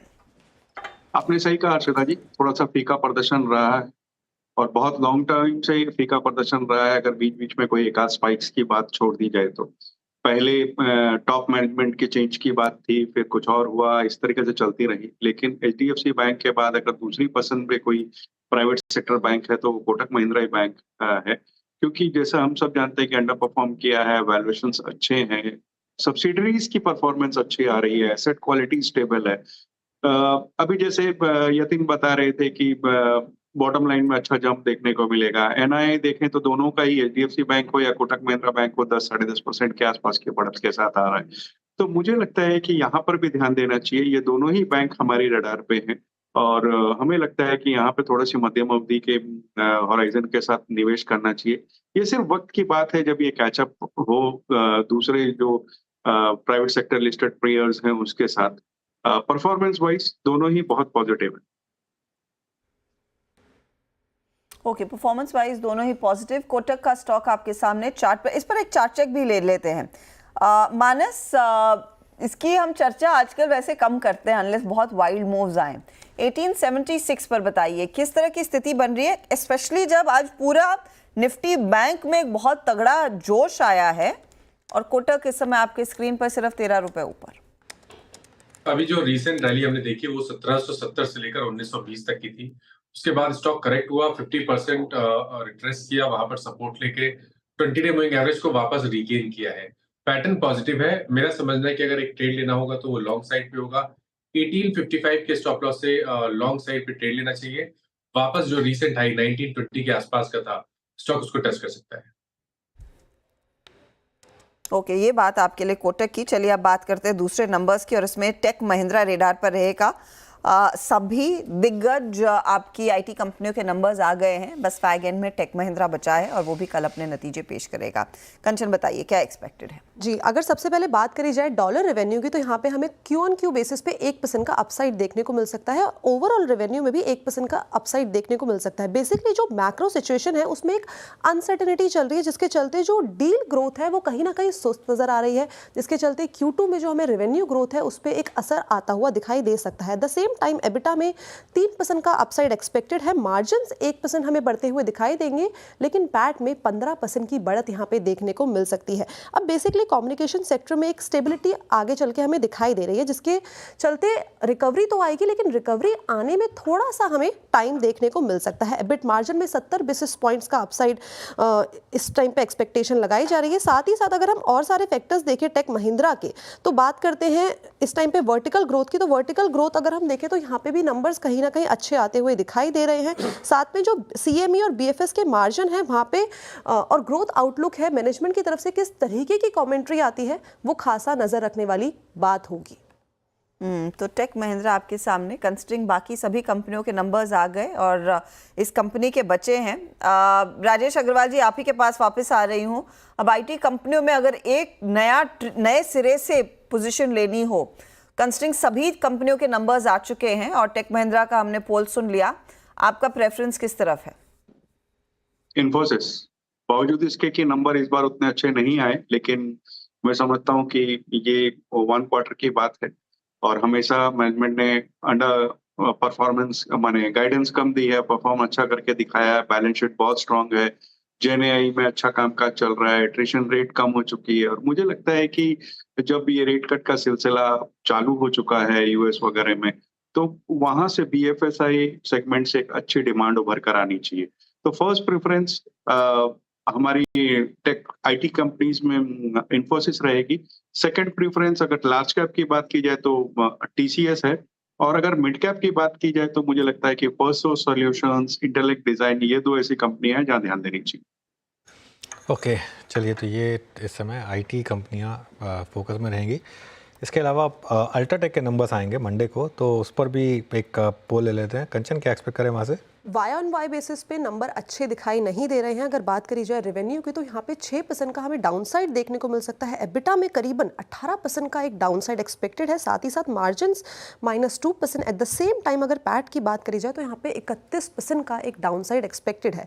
अगर सेल्स वॉल्यूम की बात करी जाए, हालांकि इसमें हमें वाई ऑन वाई बेसिस पे 5% का एक अपसाइड देखने को मिल सकता है। बेंडेड रियलाइजेशन लेकिन at the same time 7% decline होता हुआ दिखाई दे रहा है। व्हाइट सीमेंट रेवेन्यू की बात करी जाए तो यहाँ पे 9% का इजाफा देखा जा सकता है। अब कॉस्ट पर टन का जो रेशियो है उसमें हमें करीबन 1.4% का अपसाइड देखने को मिल सकता है क्यू ऑन क्यू बेसिस पे due to operating deleverage on the sequential basis. अब क्या चीज़ें ध्यान में रखने वाली होगी उस पर नजर डाल लेते हैं। डिमांड रिवाइवल में किस तरीके की स्टेबिलिटी रहती है मार्केट के अंदर, साथ में प्राइसिंग ट्रेंड कैसा रहता है, ये काफ़ी ज़्यादा की फोकस वाली जगह होगी। इनपुट कॉस्ट में किस तरीके का मूवमेंट आता है, साथ में कॉस्ट मॉडरेशन के लिए कंपनी किस तरीके के इनिशिएटिव लेती है, साथ ही साथ ग्रोथ केपेक्स का इस टाइम पे और आगे चल के क्या स्टेटस रहता है। तो ये इंटरेस्टिंग चीज़ है जिस पर नजरें रखना ज़रूरी रहेगा। UltraTech cement, overall cement space में वो प्राइसिंग थोड़ी सी ड्रैग कर रही थी, कुछ हफ्ते पहले ही हम बात कर रहे थे और अब तक पिकअप नहीं आया है। लेकिन अल्ट्राटेक, राजेश सातपुते, आपका फेवरेट स्टॉक है, ट्रेड पकड़ रहे हैं? हर्षद जी देखिए, अल्ट्राटेक में एक ब्रेकडाउन होता, कल ब्रेकडाउन होता, आज थोड़ा पॉज है, तो प्रोबेबली अगर आप देखें तो ये जो एक रिलीफ रैली थी that is for liquidation. Overall इसका स्ट्रक्चर देख के लगता है कि ये 10,800 तक टूटेगा। तो देखिए, अगर आप क्योंकि काउंटर बड़ा है, एफ में काम करना थोड़ा डिफिकल्ट है, तो एक स्ट्रेटेजी ये भी होगी कि अगर आप 11,000 का पुट लेके जाते हो, जो करीबन 155 के आसपास है, तो वो एक सेफ स्ट्रेटेजी होगी क्योंकि काउंटर वीक दिख रहा है। तो ये 11,000 का पुट 155 पे लेके जाइए, 120 का स्टॉप लॉस रखे। अगर मैं सही हूँ, तो ये कल 220 से लेके 250 में बिक जाएगा। ओके, ये फिलहाल आपके लिए अल्ट्राटेक सीमेंट 11,000 का पुट लेकर चले। चलिए आप फोकस करते हैं कुछ और ट्रेड्स पर। चार का चौका की बारी है। मानस जायसवाल के पास चलेंगे सस्ता ऑप्शन समझने के लिए। एफनो सुपरस्टार में रचना जी हमारा साथ देंगी, कविता जैन जुड़ चुकी है तो उनसे चार्ट का चमत्कार लेंगे, और मिड कैप फंडा के लिए राजेश अग्रवाल है। तो ये सारे ट्रेड्स अब लेना शुरू करते हैं। मानस बताइए सस्ता ऑप्शन। देखिए, सस्ता ऑप्शन के लिए बाटा के कॉल ऑप्शन में खरीदारी करने की राय रहेगी। अगर हम बाटा का पैटर्न देखें तो स्टॉक बिल्कुल तैयार है एक 200 मूविंग एवरेज के ऊपर निकलने के लिए। प्राइस ब्रेकआउट ऑलरेडी हम देख लिया है। तो बाटा का जो 1460 का कॉल ऑप्शन है, 20 रुपए पे ट्रेड हो रहा है, वहां पर खरीदारी करेंगे। 12 रुपए का स्टॉप लॉस लगाएंगे और 35 रुपए 35 रुपीज के टारगेट सेट करेंगे बाटा के 1460 के कॉल ऑप्शन पे। ओके, रचना जी आपकी ट्रेड। ओबरॉय रियल्टी के फ्यूचर्स में रहेगी, जिसको हम लॉन्ग करेंगे। यहाँ पे हम 1930 पे एसएल लगाएंगे और अपसाइड पे टारगेट होगा 1960 एंड 70। ओके, ओबरॉय रियल्टी पर एक अपॉर्चुनिटी यहाँ पर बनती हुई 2% ऊपर ये काउंटर इस समय ट्रेड में आपको दिख रहा है। कविता जी गुड आफ्टरनून, बताइए चार्ट का चमत्कार। वेरी गुड आफ्टरनून हर्षा जी, गुड आफ्टरनून एवरीवन। चार्ट का चमत्कार में कंडीशनल बाय होगा केन्स टेक्नोलॉजी कैश सेगमेंट से। मुझे लगता है 5640 के लेवल को अगर ये क्रॉस करता है तो यहाँ एक अपसाइड मोमेंटम कैच होना चाहिए for the price target of 5750 5800 के प्राइस टारगेट के लिए।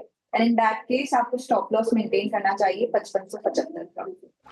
ओके, चलिए तो ये इस समय चार्ट का चमत्कार। राजेश जी आपका मिड कैप फंडा पिक।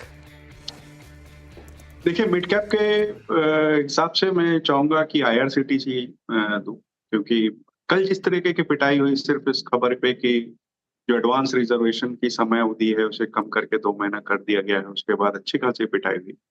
तो मुझे लगता है ये एक अपॉर्चुनिटी बन गई स्टॉक में एंट्री करने के लिए। अगर आप देखो तो चारों डिवीजन इसके, चाहे वो टिकट के हो, केटरिंग के हो, रेल के हो, टूरिज्म के हो, सारे अच्छे चल रहे हैं।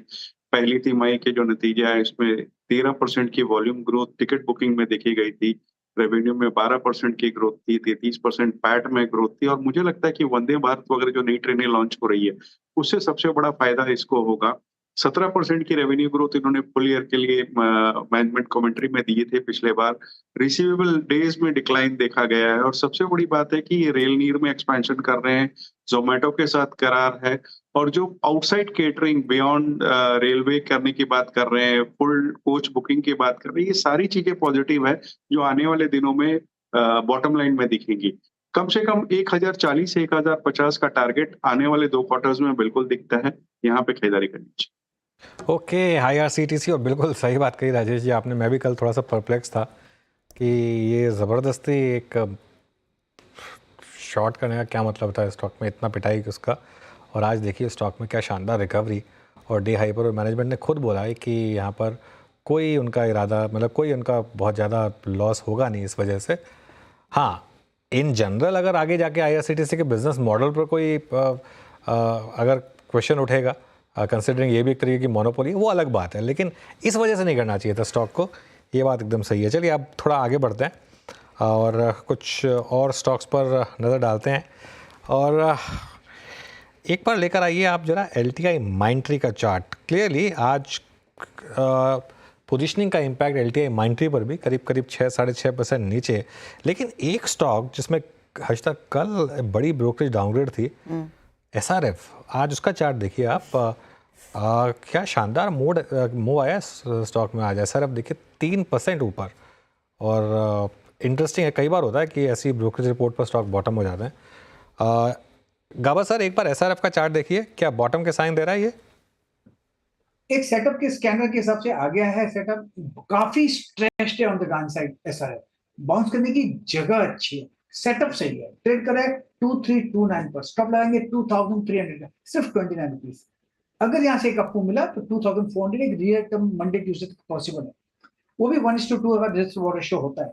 लेकिन एक बार 2400 चला जाएगा तो वहां पर तो एक कंफर्मेशन मिल जाएगा। अब एग्रेसिव कॉल है लेकिन लेने लायक है SRF। एक अपॉर्चुनिटी यहाँ पर बनती हुई। केमिकल स्टॉक्स को लेकर दरअसल कुछ कंसर्न्स वैसे भी बनते दिखाई दे रहे थे। सेकंड क्वार्टर के नंबर्स कैसे रहेंगे, चाइना का भी फैक्टर रहा है और यहाँ पर एक बहुत स्ट्रॉन्ग पुल बैक आता हुआ केमिकल्स पर। अग्रवाल साहब, आपका पर्सपेक्टिव क्या है? क्योंकि थोड़ी बहुत चिंता ज़रूर रही है प्राइसिंग को लेकर ओवरऑल। टाटा केमिकल्स के भी हमने नंबर्स देखे, ईयर ऑन ईयर थोड़ा सा नरम ही रहा मामला। आपकी अप्रोच क्या रहेगी? देखिए, हमारी स्टैगर्ड भाव में खरीदारी की अप्रोच रहेगी, क्योंकि हमें लगता है कि बहुत नेगेटिव्स जो भी थे डिस्काउंट हो गए। दूसरे, अगर आप देखो तो कोविड के समय में धुआंधार तेजी आई थी पूरे केमिकल पैक में, फिर वो कोई भी स्टॉक हो, अच्छा बुरा, सब में तेजी बन रही थी। वहां से थोड़ा सा कंसोलिडेट किया पूरे सेक्टर ने, और जो नेगेटिव्स थे भाई, भले वो एग्रोकेमिकल स्पेस में डिमांड कम होने के हो, या रेफ्रिजरेंट गैस में थोड़ी दिक्कतें आ रही हो, या दूसरे केमिकल्स में जो भी दिक्कतें आ रही हो, मेरे हिसाब से प्राइसेस में ऑलरेडी डिस्काउंटेड है। अगर कोई को लंबी अवधि का नजरिया हो तो कुछ स्टॉक जैसे कि टाटा केमिकल, जो अभी आप कह रही थी कि नतीजे दबाव में आए, लंबी अवधि में अच्छा लगता है। दीपक नाइट्राइट अच्छा लगता है, आर्कियन केमिकल्स है जो अच्छा लगता है। ऐसे कुछ स्टॉक है जहां हम ध्यान देने की जरूरत है। और एक मिड कैप की हालिया कुछ महीनों पहले की लिस्टिंग है, लक्ष्मी ऑर्गेनिक्स, वहां पे ध्यान देना चाहिए। मुझे लगता है ये कुछ एक स्टॉक है जो वैल्यूएशन के लिहाज से अच्छे हो गए हैं, प्रोस्पेक्ट्स अच्छे हैं। हो सकता है 1-2 क्वार्टर नंबर उतने अच्छे नहीं आए, लेकिन अगर आप थोड़ी सी मध्यम से लंबी अवधि रखते हैं तो एक अच्छा रिटर्न बैठ सकता है। ओके, मीनवाइल जी एंटरटेनमेंट के नंबर्स आ रहे हैं और नंबर्स काफ़ी मतलब ऑल ओवर द प्लेस हैं। इनकम नीचे है, प्रॉफिट ऊपर है, एबिटा फ्लैट है। तो समझ में नहीं आ रहा है ये हुआ क्या है, जो भी हुआ है। लेकिन वो गाना याद आ रहा है, हम तो वही ऐसे हैं, ऐसे ही रहेंगे। ऐसे ही भैया, वही वो पुनीत गोयनका जी को फिर से रीअपॉइंट कर दिया गया है। देखिए, जिस वजह से डील टूटी थी, लेकिन अब तो डील टूट चुकी है, तो फिर अब ठीक है, पुनीत जी बने रहना चाहते हैं तो वो रहेंगे अब 2028 या 2029 तक। लेकिन खैर, अब ये एफएनओ का स्टॉक नहीं है, तो इसके लिए अब इस पर ज़्यादा चर्चा बनती नहीं है। वैसे मैं सरप्राइज हूँ कि एफएनओ का स्टॉक नहीं है, क्योंकि होना चाहिए था इसको एफएनओ का स्टॉक। अगर आइडिया एफएनओ का स्टॉक अभी तक है तो जी क्यों नहीं है। लेकिन नहीं भाई, अब नहीं है तो इस पर ज़्यादा बात नहीं करते। लेकिन एक बार राजेश जी से पूछ लेते हैं, अगर उनके पोर्टफोलियो में अभी भी है क्या ये स्टॉक, राजेश जी? नहीं, हमने बहुत पहले हमारे क्लाइंटों को रिकमेंड कर दिया था, क्योंकि ऐसा नहीं है कि कंपनी में कोई खराबी है। आज की डेट में अगर आप देखो तो 12-13 हजार करोड़ की मार्केट कैप है, और इतना बड़ा चैनल है जिसमें इतने सारे प्रोग्राम्स है। कुछ प्रोग्राम्स तो ऐसे हैं जो टीआरपी के हिसाब से जीईसी सेगमेंट में ऊपर के लेवल्स पे, बावजूद उसके 12-12.5 हजार करोड़ में ये कंपनी बढ़ी हुई है, क्योंकि पिछले कई वर्षों से दिक्कत पे दिक्कत चली जा रही है और वो खत्म होने का नाम ही नहीं ले रही। कभी कोई न्यूज, कभी कोई न्यूज। इससे बेहतर अपॉर्चुनिटी हमें सन टीवी में नजर आती है, जहां वैल्यूएशन अच्छे हैं, न केवल उनके चैनल्स के, बल्कि ओटीटी प्लेटफॉर्म पे उनकी पहुंच है, आईपीएल की टीम है, कैश है कंपनी में। तो क्यों ना वहां एक्सपोजर लिया जाए जहां क्लैरिटी है। यहाँ तो कोई क्लैरिटी नहीं है, कल अचानक से कोई दूसरी न्यूज निकल कर आएगी, तो उससे अच्छा अवॉइड ही किया गया। तो अवॉइड करने की सलाह। एबिटा फ्लैट है, एडवर्टाइजिंग रेवेन्यू में थोड़ा सा प्रेशर बनता दिखाई दिया है, लेकिन मार्जिन्स बड़े हैं 3%। थोड़ा सा कंफ्यूजन है नंबर्स में एग्जैक्टली क्या ड्राइव कर रहा है। चलिए, इस बीच एक दो और ट्रेड्स आपकी स्क्रीन पर रखना चाहते हैं। आज सुबह में हमने कई न्यू इकोनॉमी काउंटर्स की बात की थी, एक बार पेटीएम स्क्रीन पर लेकर आइए, क्योंकि पेटीएम में फिर पिकअप देखने को मिल रहा है। करीब 4% का ये मूव 724 के लेवल्स पर। राजेश सातपुते, एक बार देखेंगे चार्ट और बताइएगा ये क्या कैरी किया जा सकता है वीकेंड पर? कर सकते हैं। देखिए, मुझे लगता है कि जिस तरह से इसने अपने इंपॉर्टेंट सपोर्ट को होल्ड किया है, तो कि 10 और 20 डीएमओ करीबन आप कह सकते हैं 710 से लेके 690, ये एक वो रेंज थी। और जिस तरह से ये वॉल्यूम के साथ आ रहा है, मुझे लगता है सबसे बड़ी बात है, जब फॉलिंग था, जब करेक्ट हो रहा था, तो वॉल्यूम ड्राई थे और आज वॉल्यूम बढ़ रहे हैं, तो दैट शोज कि यहाँ पे बाइंग इंटरेस्ट अभी भी है, तो यहाँ पे लेके जा सकते हैं। मुझे लगता है कि इसका मंडे ट्यूसडे तक का टारगेट होगा करीबन 750 से लेके 770। स्टॉप लॉस जो मेंटेन करना होगा वो 700 का होगा। ओके, चलिए, अब बाजार में शानदार रिकवरी, क्या ये कंटिन्यू करेगी, क्या अगले हफ्ते मोमेंटम रहेगा मार्केट में, इन सब पर बात करेंगे इस ब्रेक के बाद एलेक्सा इक्विटीज़ के डायरेक्टर दीपन मेहता से।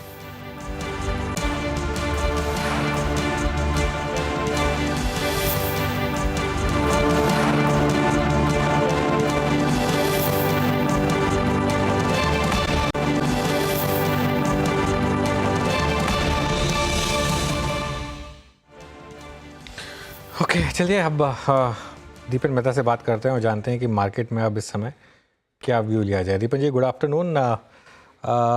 क्या जो मार्केट में अर्निंग्स आई, क्या अब एक रिस्क बन रहा है कि मार्केट एक शार्प करेक्शन के लिए शायद तैयारी कर रहा हो रिगार्डलेस ऑफ आज की रिकवरी? अनुज, गुड आफ्टरनून और आपके शो पर इनवाइट करने के लिए बहुत बहुत धन्यवाद। अनुज, जिस हिसाब से अर्निंग सीजन अभी तक चल रही है, I think that we have to be a bit cautious, क्योंकि बहुत सारी कंपनियों में ट्रांजिएंट यानी कि टेम्पररी प्रेशर दिख रहा है हमको टर्नओवर पर और प्रॉफिटेबिलिटी पर भी। और कई सारी इंडस्ट्रीज में स्लो डाउन या could be base effect that is coming into play. इसलिए अगर आप अर्निंग्स मान के चलते हैं, if you believe that earnings are markets are slaves of earnings, तो आपको थोड़ा कॉशियस और थोड़ा आपको लिक्विड होना चाहिए इस मार्केट में। क्योंकि ऐसी कोई खास कंपनियां या फ्रेश स्टॉक आइडल भी नहीं दिख रहे हैं, या ऐसा कोई पॉकेट भी नहीं दिख रहा है जहां पर we can see that growth is there in a phenomenal way and stocks available at reasonable valuation. So yes, I am a bit bearish, I am a bit cautious on this market. But ये जो हमारा position है कई महीनों से है, फिर भी मार्केट बढ़ रहा है, चल रहा है। So one can't really say, पैसे का इतना फोर्स आ रहा है कि one can't say, because on a fundamental basis, all we can say is that we should be a bit on the liquid side and little bit in cash. But concerns कहाँ से उभर कर आ रहे हैं दीपन? क्या नीचे खींच सकता है मार्केट को? Is it some specific sector? Is it the fear की अर्निंग्स थोड़ी सी गड़बड़ा सकती हैं? क्योंकि कल बजाज के नंबर्स देखकर शायद बाजार के रोंगटे खड़े हो गए थे, नंबर्स नहीं, इनफैक्ट वो कमेंट्री सुनकर। I think you're right. It is company after company when we are going sector के बाद sector आप देखते हैं, तो there's definitely a slowdown in the earnings momentum. जैसे कि ऑटो में हमको थोड़ा सिग्नल मिल गया from Bajaj Group, what will happen in the auto industry, और ये जो है situation can play out for other auto companies as well. उसके बाद टेक्नोलॉजी सॉफ्टवेयर कंपनी ने देखा कि their growth is just 4-5%. You cannot be buying a company whose growth is 4-5% and expect to have a significant outperformance, especially जब उसका P multiple is going at around 30 times or thereabout trading 12 month. So same will happen, I think, in cement also we will see, in steel also we will see कि earnings की पूरी थोड़ी slow down हो गई है, और earnings अगर slow हो जाती है, then how can we sustain these kind of multiples? That is the main reason why we are being a bit cautious. लेकिन जैसे मैंने कहा, बहुत पैसा आ रहा है, बहुत पैसा साइडलाइंस पर भी है, और पिछले जो भी बैड न्यूज आए हैं मार्केट में, फिर भी इन्वेस्टर का कॉन्फिडेंस मार्केट में रहा है and they are keeping on buying. So who knows, even in the face of bad results we may still see people buying in the stock market. Deepan, आपसे कुछ स्पेसिफिक सेक्टर्स पर राय लेना चाहेंगे और स्टॉक्स पर स्पेसिफिकली, कंसिडरिंग आप जोमेटो में position पहले होल्ड कर रहे थे, लेट मी नो अगर आप अभी भी होल्ड करते हैं या नहीं. ये जो फंड रेज है, बहुत इंटरेस्टिंग पर्सपेक्टिव निवेश शेयर कर रहे थे हमारे साथ कि देखिए कंपनी बेसिकली ये एक अपॉर्चुनिटी ले रही है, 8,500 करोड़ फंड रेज करेगी, और वो अपना दरअसल जो FII लिमिट है वो 50% के नीचे रखना चाहती है. इस QIP के ज़रिए जो भी आएगा उसमें करीब 3% तक का डाइल्यूशन होता हुआ दिखाई देगा. क्या ये एक इंडिकेशन है कि कुछ बड़ा प्लान किया जा रहा है ब्लिंकिट के लिए, क्योंकि वहीं पर वो ई-कॉमर्स वाले FDI या फिर FPI नियम लागू होते हैं? I don't think कुछ बड़ा प्लान तो कर ही रहे Blinkit. They want to expand Blinkit double in 2 years time. तो उनकी प्लानिंग यही रही है, लेकिन आई थिंक वो कैश रिजर्व्स बढ़ा रहे हैं in the face of competition. अगर कंपटीशन आता है तो if you have cash then certainly you can face the competition much better. लेकिन मेरे ख्याल से ये एक अपॉर्चुनिटी मिल रही है मैनेजमेंट को फंड रेज करने के लिए, तो वो फंड रेज कर रहे हैं. तो कि शायद आगे चलते समझो मार्केट की ट्रेंड खराब हो गई and they are not able to raise the money, so they just playing a bit in advance and raising the cash levels. वैसे भी इस कंपनी में काफी कैश है और lot of cash holdings already there in this company. I just feel management would be comfortable with higher cash holdings. That's what my assessment is. Okay. बिल्कुल, जोमेटो की बात हो गई यहाँ पर. दीपन, कुछ और स्टॉक्स की अगर बात करें, Bombay stock exchange, MCX exchanges, इन पर इस समय अब क्या भी बन रहा है आपका बड़ी रैली के बाद? देखिए अनुज, वन हैज टू अंडरस्टैंड कि ये जो बिजनेसेस है वो साइक्लिकल है. जी हाँ, पिछले 3-4 साल में मार्केट बढ़ता ही जा रहा है, डेरिवेटिव्स का वॉल्यूम भी बढ़ा है, and actual values of stock prices also have gone up. Cash market volumes भी बढ़े हैं बिकॉज द एक्चुअल वैल्यू पर शेयर हैज गॉन अप. लेकिन ये ट्रेंड हमेशा ऐसे नहीं रहता है. Whenever there is a correction in the market, whenever volumes slow down, तो सीधा सीधा असर इन कंपनीज पर आ सकता है, एक्सचेंज पर आ सकता है. And that particular risk factor is not getting adjusted in the valuation. इसलिए मेरे ख्याल से सभी एक्सचेंजेस पर आपको थोड़ा कॉशियस रहना चाहिए. Although of all the exchanges मेरे ख्याल से MCX सबसे बढ़िया है, क्योंकि उनका जो growth in the options is still to be still to achieve full potential.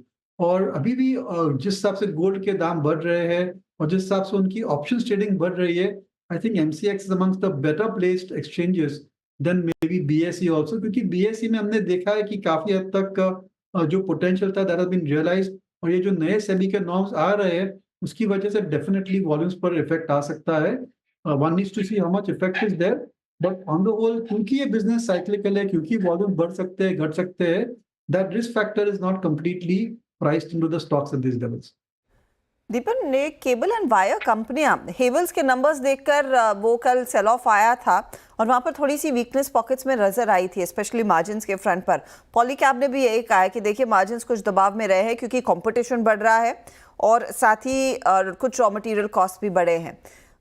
एक रिकवरी जरूर आई है, लेकिन जिस तरह का बिजनेस और जिस तरह का आउटलुक ये कंपनियां होल्ड करती हैं, क्या करंट लेवल्स पर आप बायर रहेंगे? नहीं, बिल्कुल नहीं हर्षिता. आई थिंक दैट बोथ पॉलीकैब के नंबर्स और KEI के नंबर्स बहुत डिसअपॉइंटिंग थे. और फिर भी अगर मार्केट इनको करेक्शन नहीं करा रहा है और बढ़ा रहा है, it's clearly the money is coming into these companies. That's all I can say. At these valuations, like KEI is putting it about 60 times, Polycab also maybe about 60-70 times or so. इस valuation पे कैसे आप justify कर सकते हैं कि जो company की अर्निंग्स ग्रोथ 10-12% है और अच्छे टाइम में भी उसकी अर्निंग्स 15-20% हो सकती है, for such a business how can you पे 60 times trailing 12 month? I don't understand. So I would just say that I want to be a bit cautious on these stable companies as well. और अगर competitive intensity बढ़ रही है, that's not a good sign for the long-term fundamentals as well. और जो उनका product mix भी है ना Polycab और KEI में, तो product mix भी थोड़ा adverse होने लगा है, and this can continue for 2-3 more quarters. So I'm a bit surprised that we're hardly seeing any major correction despite very ordinary set of numbers. दीपन, ITC पर क्या व्यू बन रहा है इस समय? क्योंकि एक लग रहा था कि स्टॉक शायद बॉटम आउट हो गया और आगे बढ़ रहा था, लेकिन पिछले कुछ दिनों में वापस इस स्टॉक में काफी अच्छी correction I. On ITC, is it? ITC, हाँ. It's the cigarette company, ITC, right? Yes. Okay. No, Anuj, ITC जो business model है, basically it's a tobacco company. Market में कई लोग सोच रहे कि ये FMCG कंपनी है. It's not FMCG company, it's basically a tobacco company. और अभी भी काफी हद तक सेल्स और profitability is driven by tobacco division. 70-80% coming from there. और टबैको में काफी मैच्योर मार्केट है. The volumes are low single digit volumes. On low single digit volumes how can you justify buying a stock? Anuj, हमारी तो यही कोशिश रहती है कि we want to buy a business which can have a sustainable growth of 15% plus minimum. Only then you can get the alpha, then you can get the returns. तो जो भी कंपनियां 15% sustainable growth नहीं कर पाती है, they are out of the radar. We do not consider them as a buy. So in the same light, I think ITC also, I don't think it can grow consistently at 15% for an extended period of time. So for us, it is a complete avoid. ITC भी avoid आप कह रहे हैं कि इस समय नहीं खरीदना चाहिए. दीपन, आप हाल में आपने कुछ नया खरीदा है? What do you like in this market? Arshada, Anuj just said that my view is negative on the market. So, in fact, this earnings season बहुत disappointing रही है. Like Infosys, TCS, we thought should have reported better numbers. That did not happen. Or if you look at even some of the other companies which are coming with numbers, good quality companies, I think a bit disappointing. तो मेरे ख्याल से इस market में मेरे को और कुछ भी नहीं खरीदना है. Opportunistically, whenever market is rising, we will look at exiting and sit on cash for the time being. तो कैश में रहने की तैयारी यहाँ पर दीपन करते हुए. पर कोई एक सेक्टर होगा जहाँ पर होप होगा बेहतर अर्निंग्स का, जहाँ पर स्थिति इतनी ना बिगड़े? Anything like that? या फिर you want to go absolutely neutral और सरप्राइज आए तो आए? Sorry, the voice is not very clear, Ashida. We are asking which question about which. मैं ये पूछ रही हूँ कि कोई एक ऐसा सेक्टर तो होगा जहाँ पर आप, सेक्टर या फिर स्टॉक जहां पर आप इंतजार कर रहे हैं उस पर्टिकुलर ग्रीन फ्लैग का कि सिग्नल मिले नंबर्स में, कमेंट्री में, और फिर पोजीशन लेना शुरू करेंगे, या फिर आप एब्सोल्युटली न्यूट्रल रहना चाहेंगे इस समय? नहीं, दो सेक्टर है विच होल्ड पोटेंशियल और गिरते मार्केट में भी they can do much better, और वो दो सेक्टर है आई थिंक बैंक्स, एनबीएफसीज और फार्मा। यहाँ पर selectively we can see some stocks outperforming. अगर मार्केट गिरता है तो दे विल फॉल लेस, अगर मार्केट स्टेबल है तो they can certainly outperform also, क्योंकि valuations at least the banking NBFC side reasonable है as compare to what the underlying growth can be, और उनकी growth rate certainly has slowed down, but still they are quite respectable in that 10, 12, 15% type of a zone. So मेरे ख्याल से investor को trading और investment position में banks और NBFC पर ओवरवेट रहना चाहिए, और जो underperformance we have seen in the banking sector, वो that may get corrected over the next few months और so. And on a growth basis I think pharma अच्छा लग रहा है, large cap pharma, mid cap pharma.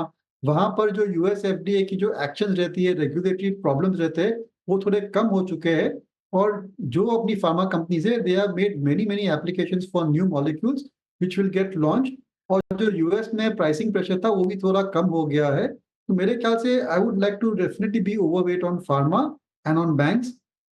Other sectors let's be neutral to underweight I think. तो banks और pharmas, ये in fact वो pocket है जिस पर दीपन ज़्यादा फोकस करना चाहेंगे। Deepan, pleasure speaking to you, have a great weekend, शुक्रिया हमारे लिए समय निकालने के लिए।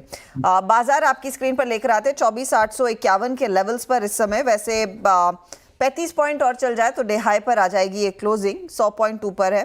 निफ्टी बैंक देखिए 784 अंकों की बढ़त दिखा रहा है, और मिड कैप्स में 250 पॉइंट से ज़्यादा का इजाफा है। अब सवाल यह है कि आखिरी आधे घंटे के लिए ये पोजीशनिंग कैसी है और इस क्लोज को कैसे रेट किया जाए? अनुज बताइए।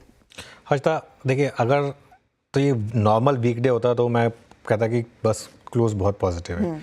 ये फ्राइडे है और शॉर्ट्स ने बहुत पैसा बनाया, तो शॉर्ट्स भी थोड़ा पैसा कवर कर रहे हैं, इसमें कोई दिक्कत नहीं है।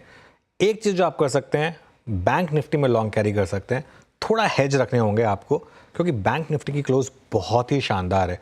और बैंक निफ्टी का आज का लो देखिए 51,000.9, जो आज सुबह मॉर्निंग की कमेंट्री थी उसमें हमारा लेवल टू वॉच 51,000 ही था, क्योंकि वो 100 डे एक्सपोनेंशियल मूविंग एवरेज है। एग्जैक्टली वहाँ से मार्केट ने बाउंस बैक किया, तो बैंक निफ्टी में तो एक कन्फर्मेशन मिला, एक डबल बॉटम का, और वो भी हायर बॉटम का कन्फर्मेशन मिला बैंक निफ्टी में। निफ्टी की जहाँ तक बात है, निफ्टी पर मेरा व्यू ये है कि एक दिन और दे लें। मैं पहले एक बार थोड़ा सा कैरीड अवे हो गया था एक दिन के रिकवरी से, इस बार मैं थोड़ा सा सेकंड डे में फॉलो थ्रू देखना चाहता हूँ। मंडे को देखना चाहता हूँ मैं कि मार्केट डे हाई पर बंद होगा या नहीं होगा। अगर मार्केट मंडे को डे हाई पर बंद हुआ तो फिर ना सिर्फ लॉन्ग्स कैरी करें बल्कि तब लॉन्ग ऐड भी करें आप, तो वो मंडे को एक क्लियर हो जाएगा कि जो आज का मूव है वो प्योर शॉर्ट कवरिंग था या फाइनली कुछ बाइंग थी। लेकिन एक चीज़ मैं कह देता हूँ, आज मार्केट ने एक कुछ हद तक क्लासिकल रिवर्सल के साइंस दिखाएं। जैसे जिस तरीके के स्टॉक्स में रैली आ रही है, चाहे आप वो ऑटोमोबाइल में एक्सो बजाज बाकी के स्टॉक्स देख लीजिए, चाहे आप पॉलीकैब में लोअर लेवल से रिकवरी देख लीजिए, चाहे आप बाकी विप्रो में आज का मूव देख लीजिए, चाहे आप एक्सिस बैंक में आज का रिएक्शन देख लीजिए, चाहे आप कुछ बीट एंड डाउन काउंटर्स जैसे बाटा, एसआरएफ, इनमें मूव्स देख लीजिए।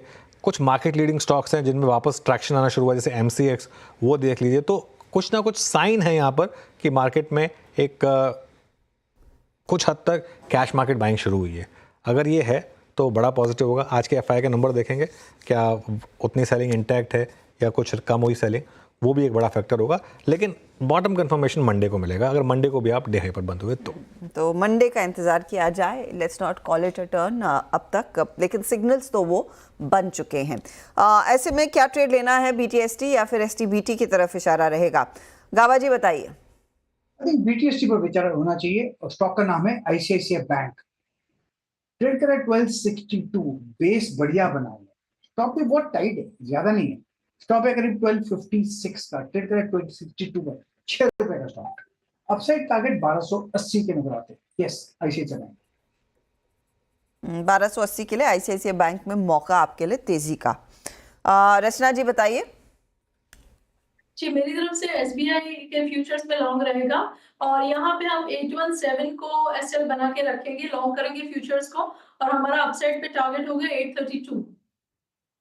ओके, तो ये इस समय ट्रेड रचना जी की तरफ से। कविता जी, आप क्या कैरी करेंगे मंडे के लिए?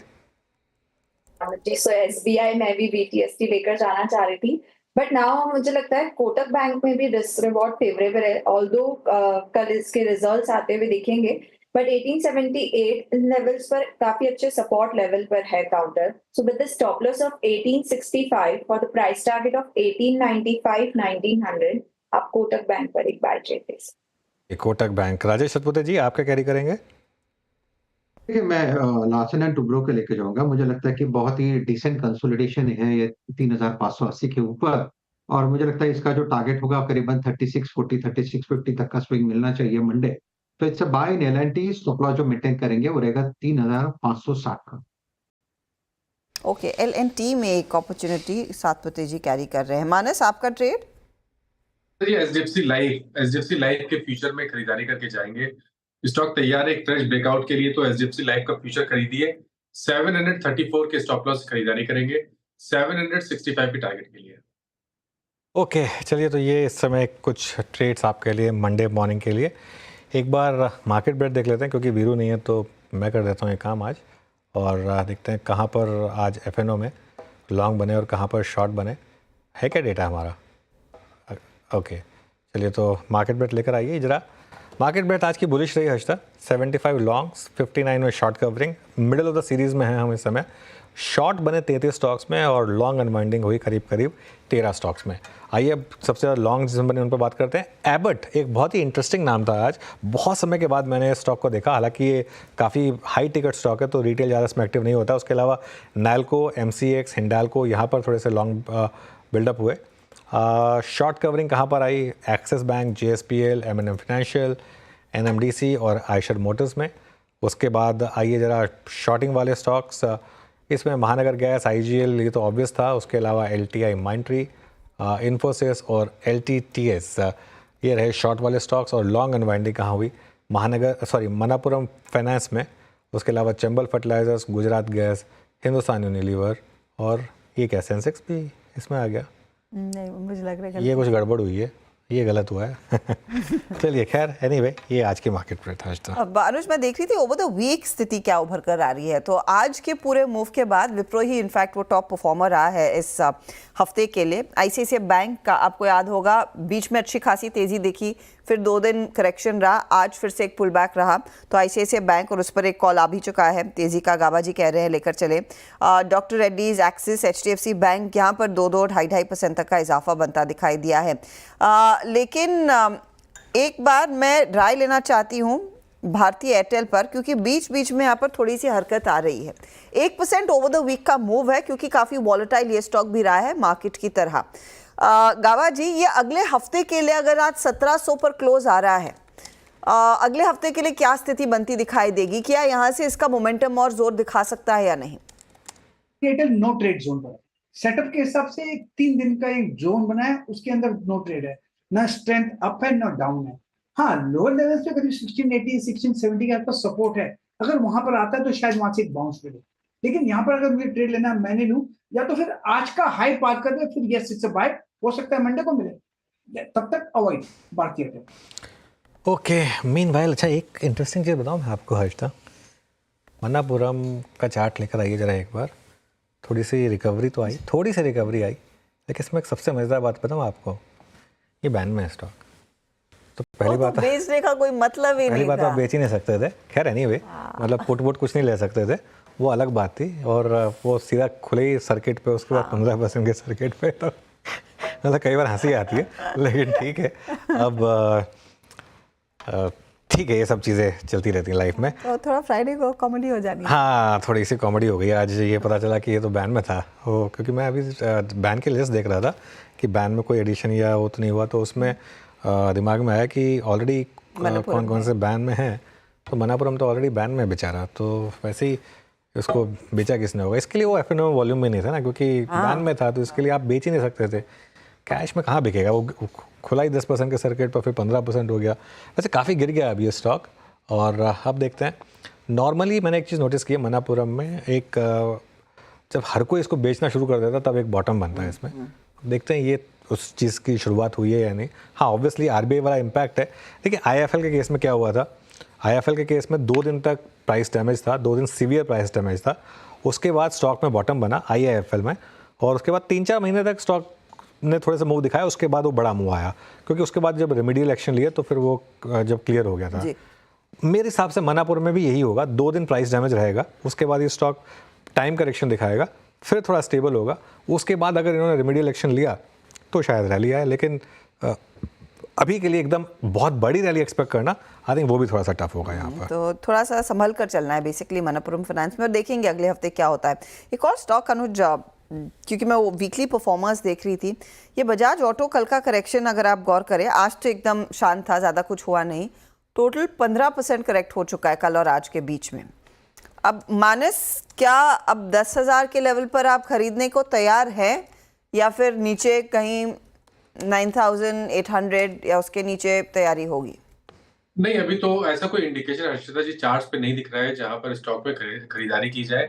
मेरे ख्याल से ऐसा हो सकता है कि एक बाउंस बैक पे फिर से सेलिंग प्रेशर कंटिन्यू हो और स्टॉक अपने 200 मूविंग एवरेज जो कि 9,400 है उसको टेस्ट करने की कोशिश करे। तो अभी करंट लेवल्स पे खरीदारी नहीं करनी चाहिए, वेट करें कोई बाउंस बैक का, वहां पर लॉन्ग पोजीशन से एग्जिट करना चाहिए, और अगर 9,400 के आसपास बॉटम बनाए स्टॉक, वहां पर बाइंग इंटरेस्ट देखने को मिले तभी खरीदारी करें। इनफैक्ट मानस ने तो ना कह दिया। रचना जी, इनफैक्ट आप ही ने इस टाइमली सबसे पहले शॉर्ट का कॉल दिया था और खूब पैसे बने उस पर्टिकुलर ट्रेड में। अब आप क्या करना चाहती है बजाज ऑटो में? जी, मेरे हिसाब से बजाज ऑटो में बाइंग का तो अभी तक साइन आया नहीं है, और डाउन साइड पे अभी भी जाने के चांसेस है, तो यहाँ पे बाइंग तो बिल्कुल भी नहीं करना चाहिए। डाउन साइड पे अगर बाइंग का एक जोन बनता है तो that is quite far lower even now, and that is around 9500। तो 95, everything is good at a price as they say, तो 9500 के आसपास अगर ये आएगा तो एक बहुत ही स्ट्रॉन्ग कैंडिडेट बनेगा बाइंग के लिए, but not before that. Other than that अगर वो क्रॉस करता है आज के हाई को तो अलग कहानी हो जाएगी, पर मुझे नहीं लग रहा कि वो इतनी आसानी से बाइंग में कन्वर्ट होगा। फर्दर डाउन साइड धीरे धीरे करके ही सही 9500 तक जाएगा। ओके, बिल्कुल। तो चलिए, ये इस समय बजाज ऑटो, वाकई में खैर वो काफ़ी बोल्ड कॉल थी। देखिए, थोड़ा सा मार्केट अब डे हाई से स्लिप हुआ है, हल्का सा, बहुत हल्का सा सही, लेकिन हाई 886 था, अब हम 845 पर हैं, तो 40-41 पॉइंट करीब हाई से थोड़ा सा स्लिप हुआ है। वो थोड़ा सा ऑब्वियस भी है कि बहुत लोग अभी भी थोड़े डरे हुए होंगे, लेकिन एक स्टॉक ICICI बैंक, शानदार मूव ICICI बैंक में, इनफैक्ट 2.25% का मूव यहाँ पर। गाबा सर, ICICI बैंक, ये तो आपके पोर्टफोलियो में भी है शायद स्टॉक, क्या व्यू होगा इस पर? मेरे ख्याल से first technical target ICICI bank का 1280 होना चाहिए, उसके बाद 1300 एक पॉसिबिलिटी है, क्योंकि जो बेस बना है ICICI बैंक ये करीब 1230 के आसपास, 1220 के आसपास बहुत ही बढ़िया है। एक ब्रेकआउट चाहिए था और लास्ट के आधे एक घंटे में एक ब्रेकआउट ही मिल चुका है ICICI बैंक, इसीलिए यहाँ पर एक बाय है, बेस बढ़िया है, स्ट्रक्चर पॉजिटिव है, करेक्शन था वो भी खत्म हुआ, तो I think yes ICICI bank is up. Okay, ICICI bank. चलिए अब बैन की बात करते हैं, कौन से स्टॉक्स बैन में जा सकते हैं, पहले उस लिस्ट की बात करते हैं। बिरला सॉफ्ट, यहाँ पर 100% पोजीशनिंग हो चुकी है, तो ये बैन में जाने की तैयारी कर रहा है। आरती इंडस्ट्रीज़ बैन में जाने की तैयारी कर रहा है, 100% पोजीशनिंग यहाँ हो चुकी है। और एक्साइड, ये भी 90% पोजीशनिंग क्रॉस कर चुका, तो यहाँ पर भी बैन में जाने की तैयारी है। 2 केसेस हैं, बॉर्डर लाइन केसेस हैं बैन से बाहर आने के, RBL बैंक और IDFC first bank. RBL bank 80% पर है और IDFC फर्स्ट बैंक 82% पर है, तो शायद ये 2 बैन से बाहर आने की तैयारी कर रहे हैं। तो इन स्टॉक्स आप अगले हफ्ते उस लिहाज से ध्यान रखिएगा, शायद ट्रेड का मौका मिले। लेकिन जाने से पहले मैं वेरी क्विकली राय आपसे लेना चाहूँगी। मानस, बताइएगा, ये डीमार्ट, एवेन्यू सुपरमार्ट, आपका टाटा कंज्यूमर, आपका HUL, इन तीनों में क्या स्थिति और बिगड़ने के आसार बन रहे हैं? टाटा कंज्यूमर आज ऑफ कोर्स हल्का सा पॉजिटिव है, लेकिन HUL का हाल देखिएगा और डीमार्ट का हाल देखिएगा। इनफैक्ट एवेन्यू सुपरमार्ट का वीकली चार्ट देखकर तो और भी थोड़ी स्थिति भयभीत करने वाली है, क्योंकि नेली 12% के नुकसान के साथ ये इस हफ्ते की क्लोज कर रहा है। बिल्कुल, देखिए यहाँ पर मेरे ख्याल से तो वीकनेस बढ़नी चाहिए, क्योंकि एक की सपोर्ट था 4200 के आसपास, स्टॉक ने उसको ब्रीच किया है, तो गिरावट बढ़ सकती है, शायद हमें 3800 या उसके नीचे 3700 तक के भाव भी देखने को मिले, तो इस गिरावट पे खरीदारी ना करें। टाटा कंज्यूमर की आपने बात की, देखिए ये स्टॉक में रिकवरी लोअर लेवल पे जरूर है, लेकिन अभी भी ध्यान रखिए कि 200 मूविंग एवरेज के नीचे स्टॉक ट्रेड कर रहा है। आई थिंक यहाँ पर रिवर्सल पॉइंट 1115 है, उसके पहले यहाँ पर खरीदारी नहीं करनी चाहिए। हिंदुस्तान यूनिलीवर में भी अभी देखें तो कोई भी रिवर्सल के साइन नहीं है, लोअर टॉप्स लोअर बॉटम्स का ट्रेंड है, 100 डे मूविंग एवरेज के नीचे ट्रेड कर रहा है। आई थिंक यहाँ पर भी खरीदारी नहीं करनी चाहिए, शायद गिरावट में ये 2640 के लेवल्स को भी टेस्ट कर सकता है। तो ये in fact clearly no buy zone HUL में आपको दिख रहा है, और एवेन्यू सुपरमार्ट में डर है कि और क्रैक्स देखने को मिलेंगे। इस हफ्ते की शुरुआत हमने रिलायंस इंडस्ट्रीज के नंबर्स के साथ की थी, उसके बाद पूरा हफ्ता दरअसल ये स्टॉक शांत रहा है, ज़्यादा कुछ हुआ नहीं, हल्का सा नीचे 1% की गिरावट पर जाकर टिक रहा है। इस पर कविता जी चार्ट्स बताकर पढ़कर बताइए, ये 2700 के लेवल्स के आसपास कुछ खरीदारी का जोन बना है या नहीं है? तो रिलायंस इंडस्ट्री एक साइडवेज जोन, 2 लेडर जोन में चलता है, और 2700 नो डाउट एक अच्छा लेवल है जहां से रिस्क रिवॉर्ड फेवरेबल बनते हुए दिखेंगे। सो 2718 के लेवल पर एज ऑफ नाउ है। मुझे लगता है इसमें बाइंग जो करनी चाहिए वंस ये 2750 के ऊपर निकल जाए, जो इसका 10 EMA है, तब आप इसमें एक अच्छा बाय क्रिएट कर सकते हैं for the price target of 2850 2900। तो बाइंग कीजिए 2750 के ऊपर। तो देखते हैं यहाँ पर क्या रुझान, क्या रवैया उभर कर आता है। ये एक और स्टॉक है जिस पर काफ़ी दारोमदार रहता है, कंस्टिंग वेटेज इतना बड़ा है, लेकिन अगर आप कोई ट्रेड लेना चाहते हैं ध्यान रखिएगा आपको एक इंडिपेंडेंट एडवाइज़र से बात करनी पड़ेगी। जो चैनल आप देख रहे हैं नेटवर्क 18 का हिस्सा है, और नेटवर्क 18 का स्वामित्व प्रबंधन रिलायंस इंडस्ट्रीज़ के हाथ में है। कुल मिलाकर आज भले ही अच्छी खासी रिकवरी आई हो, लेकिन निफ्टी बैंक अगर आप गौर करेंगे इस हफ्ते काफ़ी झटके खाए, काफ़ी समय इसने नेगेटिव में बिताया है, तो उस लिहाज से आज का क्लोज थोड़ा सा इंस्पायरिंग ज़रूर है, कंसिडरिंग इस हफ्ते ज़्यादा हमने डाउन टिक्स देखे हैं। आखिरी 4 मिनटों में हम उतर रहे हैं। एक दो और ट्रेड्स में बस मेंशन करना चाहती हूँ जहाँ पर आज के दिन एक अच्छा मूव देखने को मिला है। पहले तो ऑफ कोर्स आज आपका विप्रो एक आउट परफॉर्मर रहा, लेकिन श्रीराम फाइनेंस में जाते जाते एक बहुत तगड़ी तेज़ी बन गई, करीब 3% के गेंस। ये स्टॉक विभाजन को लेकर शायद थोड़ा सा उत्साह बनता हुआ दिखाई दे रहा है या नहीं, आई डोंट नो, लेकिन NBFCs पर वैसे भी दीपन भी मेंशन कर रहे थे कि एक अपॉर्चुनिटी खरीदारी की है। इनफैक्ट बैंक्स और NBFCs barring of course Manappuram finance, Anuj थोड़ा सा कॉन्फिडेंस मुझे लग रहा है लौटा है, या तो बस वो लेवल और मौके का इंतज़ार था लोगों को। देखिए, एक एक्सिस बैंक ने एक चीज़ तो बता दी कि इतने भी ख़राब नंबर्स नहीं आएंगे शायद बैंकों के, और कहीं ना कहीं एक हद तक मार्केट में जो प्राइस्ड इन है। प्लस हर्षदा एक और चीज़ समझिए कि इस समय मार्केट में अगर वैल्यूएशन कंफर्ट एक पॉकेट में है वो है लार्ज प्राइवेट बैंक्स। ना सिर्फ large private banks, even large PSU bank. आज SBI का भी चार्ट देखिए आप, SBI में भी आज काफ़ी हद तक एक अच्छा रिवर्सल आया। 3-4 दिन से साइन बन रहे हैं। SBI आज सुबह इनफैक्ट स्पॉटलाइट में भी था हमारा, तो यहाँ पर एक क्लियर कट मूव आ रहे हैं। अगले 3-4 नंबर क्रूशल होंगे। आई थिंक सैटरडे को जो HDFC बैंक और कोटक के नंबर्स आने हैं बहुत क्रूशल है। मैं हेज करने के लिए इसीलिए कह रहा हूँ क्योंकि 2 नंबर्स आने हैं। इसके लिए बैंक निफ्टी में मैं कह रहा हूँ कि थोड़ा हेज कर लें, क्योंकि बाई चांस कोई भी नंबर खराब आ गया और गैप डाउन हो गया तो अगर गैप डाउन हो भी गया ना मंडे को, तो मुझे लग रहा है बैंक निफ्टी में तो रिकवरी आ जाएगी, लेकिन आपको उस गैप डाउन से वो हेज प्रिपेयर कर लेगा बेसिकली। पिछली बार भी जब मैंने लॉन्ग पोजीशंस की बात की थी उसमें मैंने एक हेज की बात कही थी कि उसमें हेज ज़रूर रखिए, क्योंकि हेज आपको इन्हीं चीज़ों के लिए बचाता है। हेज का मतलब क्या होता है, कभी कल को पोजीशनिंग आपके अगेंस्ट चली गई मार्केट की, कोई इवेंट आपके अगेंस्ट चला गया, तो कम से कम आप प्रोटेक्टेड हैं उस समय, तो वो उन लोगों को बेसिकली बचा लेता है। फेक स्क्रीनशॉट वालों की खैर बात अलग है, लेकिन जेन्युइन जो ट्रेडर्स हैं उनको हेजेस नॉर्मली बचा लेंगे। चलिए खैर, अब एक काम करते हैं, कुछ देर में वॉल पर चलते हैं। इनफैक्ट चलते हैं वॉल पर, 2 मिनट बाकी हैं मार्केट क्लोज में। इंडिया बिक्स इंटरेस्टिंग है, 2.5% नीचे बंद हो रहा है 13.06 पर, तो ये एक काफ़ी इंटरेस्टिंग आज का प्राइस मूव। वॉल पे चलें फिर। निफ्टी करीब 117 पॉइंट ऊपर 120 पॉइंट, जबकि निफ्टी IT 1.5% नीचे था, क्योंकि आज पूरा भार संभाला निफ्टी बैंक ने, जो हेवी लिफ्टिंग की। 850 पॉइंट ऊपर 1.6% का मूव निफ्टी बैंक में आपको दिखाई दिया। मिड कैप इंडेक्स करीब 0.5% ऊपर था। उसके बाद एक स्मॉल कैप इंडेक्स भी देख लेते हैं और एडवांस डिक्लाइन देखते हैं। 1200 बढ़ने वाले शेयर, 1200 ही गिरने वाले शेयर इस समय यहाँ आपको दिखाई देंगे। अब मार्केट ब्रेड देखते हैं एक बार सेक्टोरली किस तरीके की रही आज। जैसे मैंने कहा कि निफ्टी IT नीचे था, लेकिन उसके अलावा निफ्टी FMCG करीब 0.38% नीचे। मेटल्स में अच्छी तेज़ी, निफ्टी बैंक में शानदार तेज़ी, PSU बैंक्स में भी अच्छी तेज़ी, 1.25% ऊपर था। PSUs में ओवरऑल तेज़ी थी। IT नीचे था ऑब्वियसली और FMCG नीचे था। ये 2 सेक्टर्स थे जहाँ थोड़ी सी मंदी थी। अदरवाइज मार्केट बहुत शानदार आज गेंस के साथ बंद हो रहा है। निफ्टी फाइनेंशियल्स ये भी 1.5% ऊपर। तो बैंक्स पूरा का पूरा आज जो दारोमदार था वो बैंकों ने संभाला। अब आइए निफ्टी के हीट मैप पर और देखते हैं कि कहाँ पर तेज़ी रही, कहाँ पर मंदी रही। सबसे ऊपर था एक्सिस बैंक, 6% के मूव एक्सिस बैंक में आज शानदार। उसके अलावा Wipro, Shriram finance, ICICI bank, Eicher Motors, Hindalco, HDFC life, Tata Motors, Grasim, ये कुछ और स्टॉक्स रहे जहाँ पर तेज़ी रही। मंदी कहाँ रही? इन्फोसिस में 4.5% नीचे, Britannia, Asian paints, Nestle, Bajaj auto, tech Mahindra, ये कुछ और स्टॉक्स थे जहाँ पर आज थोड़ी सी मंदी रही।